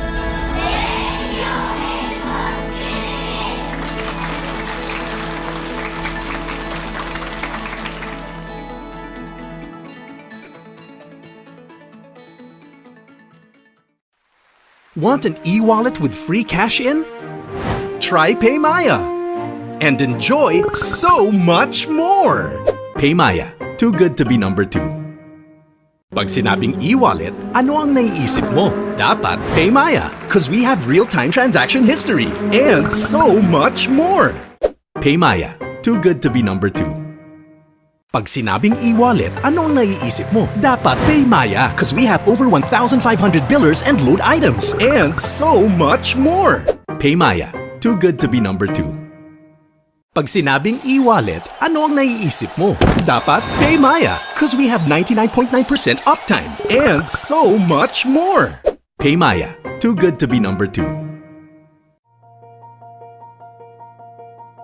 As Oracle's global philanthropic educational program, Oracle Academy advances computing education around the world to increase knowledge, innovation, skills development, and diversity in technology fields. The program engages with thousands of educational institutions and educators in more than 120 countries, helping millions of students become college and career ready. Algebra University College is the biggest private higher educational organization in the Republic of Croatia, and we joined Oracle Academy program, and it helped us to gain our position, and it's helping our students and our teachers. Oracle Academy introduces students to computing with engaging hands-on experience through workshops, classroom curriculum, and Oracle Academy Education Bites. Oracle Academy has provided me with an extensive knowledge on computing, and it has also greatly improved my skills. I can view the resources, do practices, and do reviews on my own, so it has really given me a lot of flexibility, and it has also helped me to learn independently and in my own pace. I think one of the great things about teaching computing is how often it changes, and Oracle Academy have been at the forefront of many of those changes through the years. With the curriculum that they provide, it means you can teach up-to-date technologies to students that otherwise wouldn't be made aware of. We've been using Oracle Academy curricula since 1998, 1999. The students are benefiting from the Oracle Academy collaboration. It's very important because Oracle knows very well how to teach, how to provide courses, how to provide curricula. Oracle Academy helps students prepare for professional certification. Oracle Academy could offer me knowledge about data science and database foundations. Certification is very important to me. It will help me to get a good job. Our engaging curriculum plus industry-leading Oracle technologies spark curiosity and imagination. We are incorporating curriculum of Oracle Academy with a curriculum of Marwadi University, which will help students to bridge gap between industry and academia. We are actively using Oracle Academy Java course materials, which are great supplement to our curriculum. Currently, we have integrated the Oracle Academy Java Foundations curriculum into the AVO Science and Technology High School curriculum. As a faculty member, it is always inspiring to hear my students sharing their success stories and how Oracle Academy courses play an important role in making their journey even more successful. Oracle Academy trains and empowers teachers. From this training, I received Oracle full e-learning curriculum for database, sample exam question, and Oracle resources for learning database design and database programming with SQL. These tools and learning material help me improve how I teach my database courses and my research in artificial intelligence. Databases were a tough subject for me, since I really didn't understand them quite well. The dedication of my teacher and her passion on teaching helped and inspired me to work harder. Every time I saw her outside classes, she was learning from Oracle's courses, working hard on getting new information for us.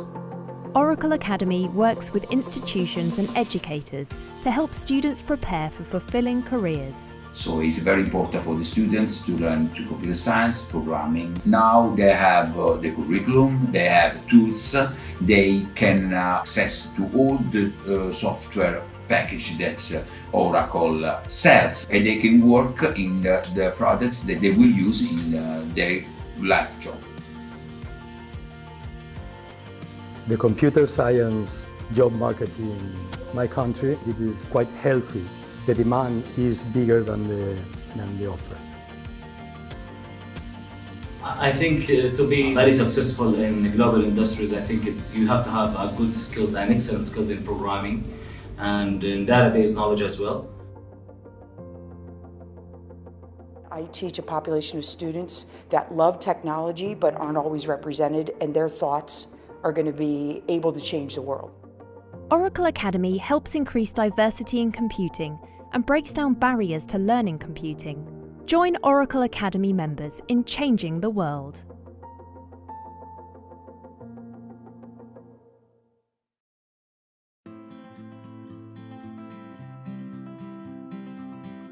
What is the cloud? Cloud computing is on-demand availability of computing resources through the internet, or the cloud. This includes servers, storage, databases, networking, software, applications, analytics, and intelligence. What does the cloud provide? Cloud is basically moving computer capabilities from limited on-premises servers to unlimited computing power online. Whether you're on social media sharing pics with a friend, ordering food on an app to be delivered to your home, paying bills online, or listening to your favorite music through a streaming service, the cloud makes all this possible. How can I access the cloud? Oracle is a leader in cloud computing. Through the Oracle Academy Cloud program, educators and higher education students have access to Oracle Cloud free tier to teach, learn, explore, build, and develop in the cloud free of charge. Member educators and their students can access always free Oracle Autonomous Database, compute virtual machines, object storage, data egress, and other essential developer tools to create applications on top of Oracle Autonomous Databases. Teachers can enjoy one-time class setup with no on-premises maintenance needed. saving on time and costs, and can add students as cloud users. Now when you're working out using an app, listening to music, and sending a snap to a friend, think of everything the cloud brings you each and every day. Take advantage of all the cloud has to offer for teaching and learning through the free Oracle Academy Cloud program. Learn more at academy.oracle.com. In garages, schoolrooms, small towns and cities, around campfires in deserts, startups and universities, people are connected and changing our reality. Rather than top-down control, it's open collaboration. Rather than power for the few, it's spread amongst many. And although nobody's certain how the future will unfold, why not help write it and have a say in how it's told?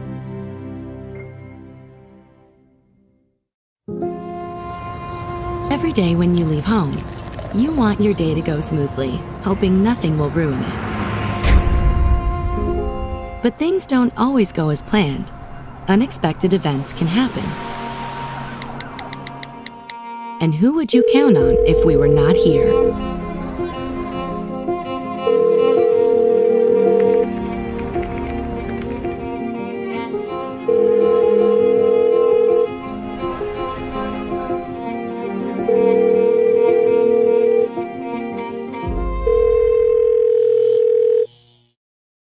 We are the interaction experts you want to have around when you need help. We may seem invisible, but we are here for you. We are all ears, heart, and technology, catering to your individual needs with efficiency and empathy to help you keep your routine going, to assist you when things get out of hand, to help you come and go as you please, so that you can see, listen, play, buy, connect, and also enjoy your free time.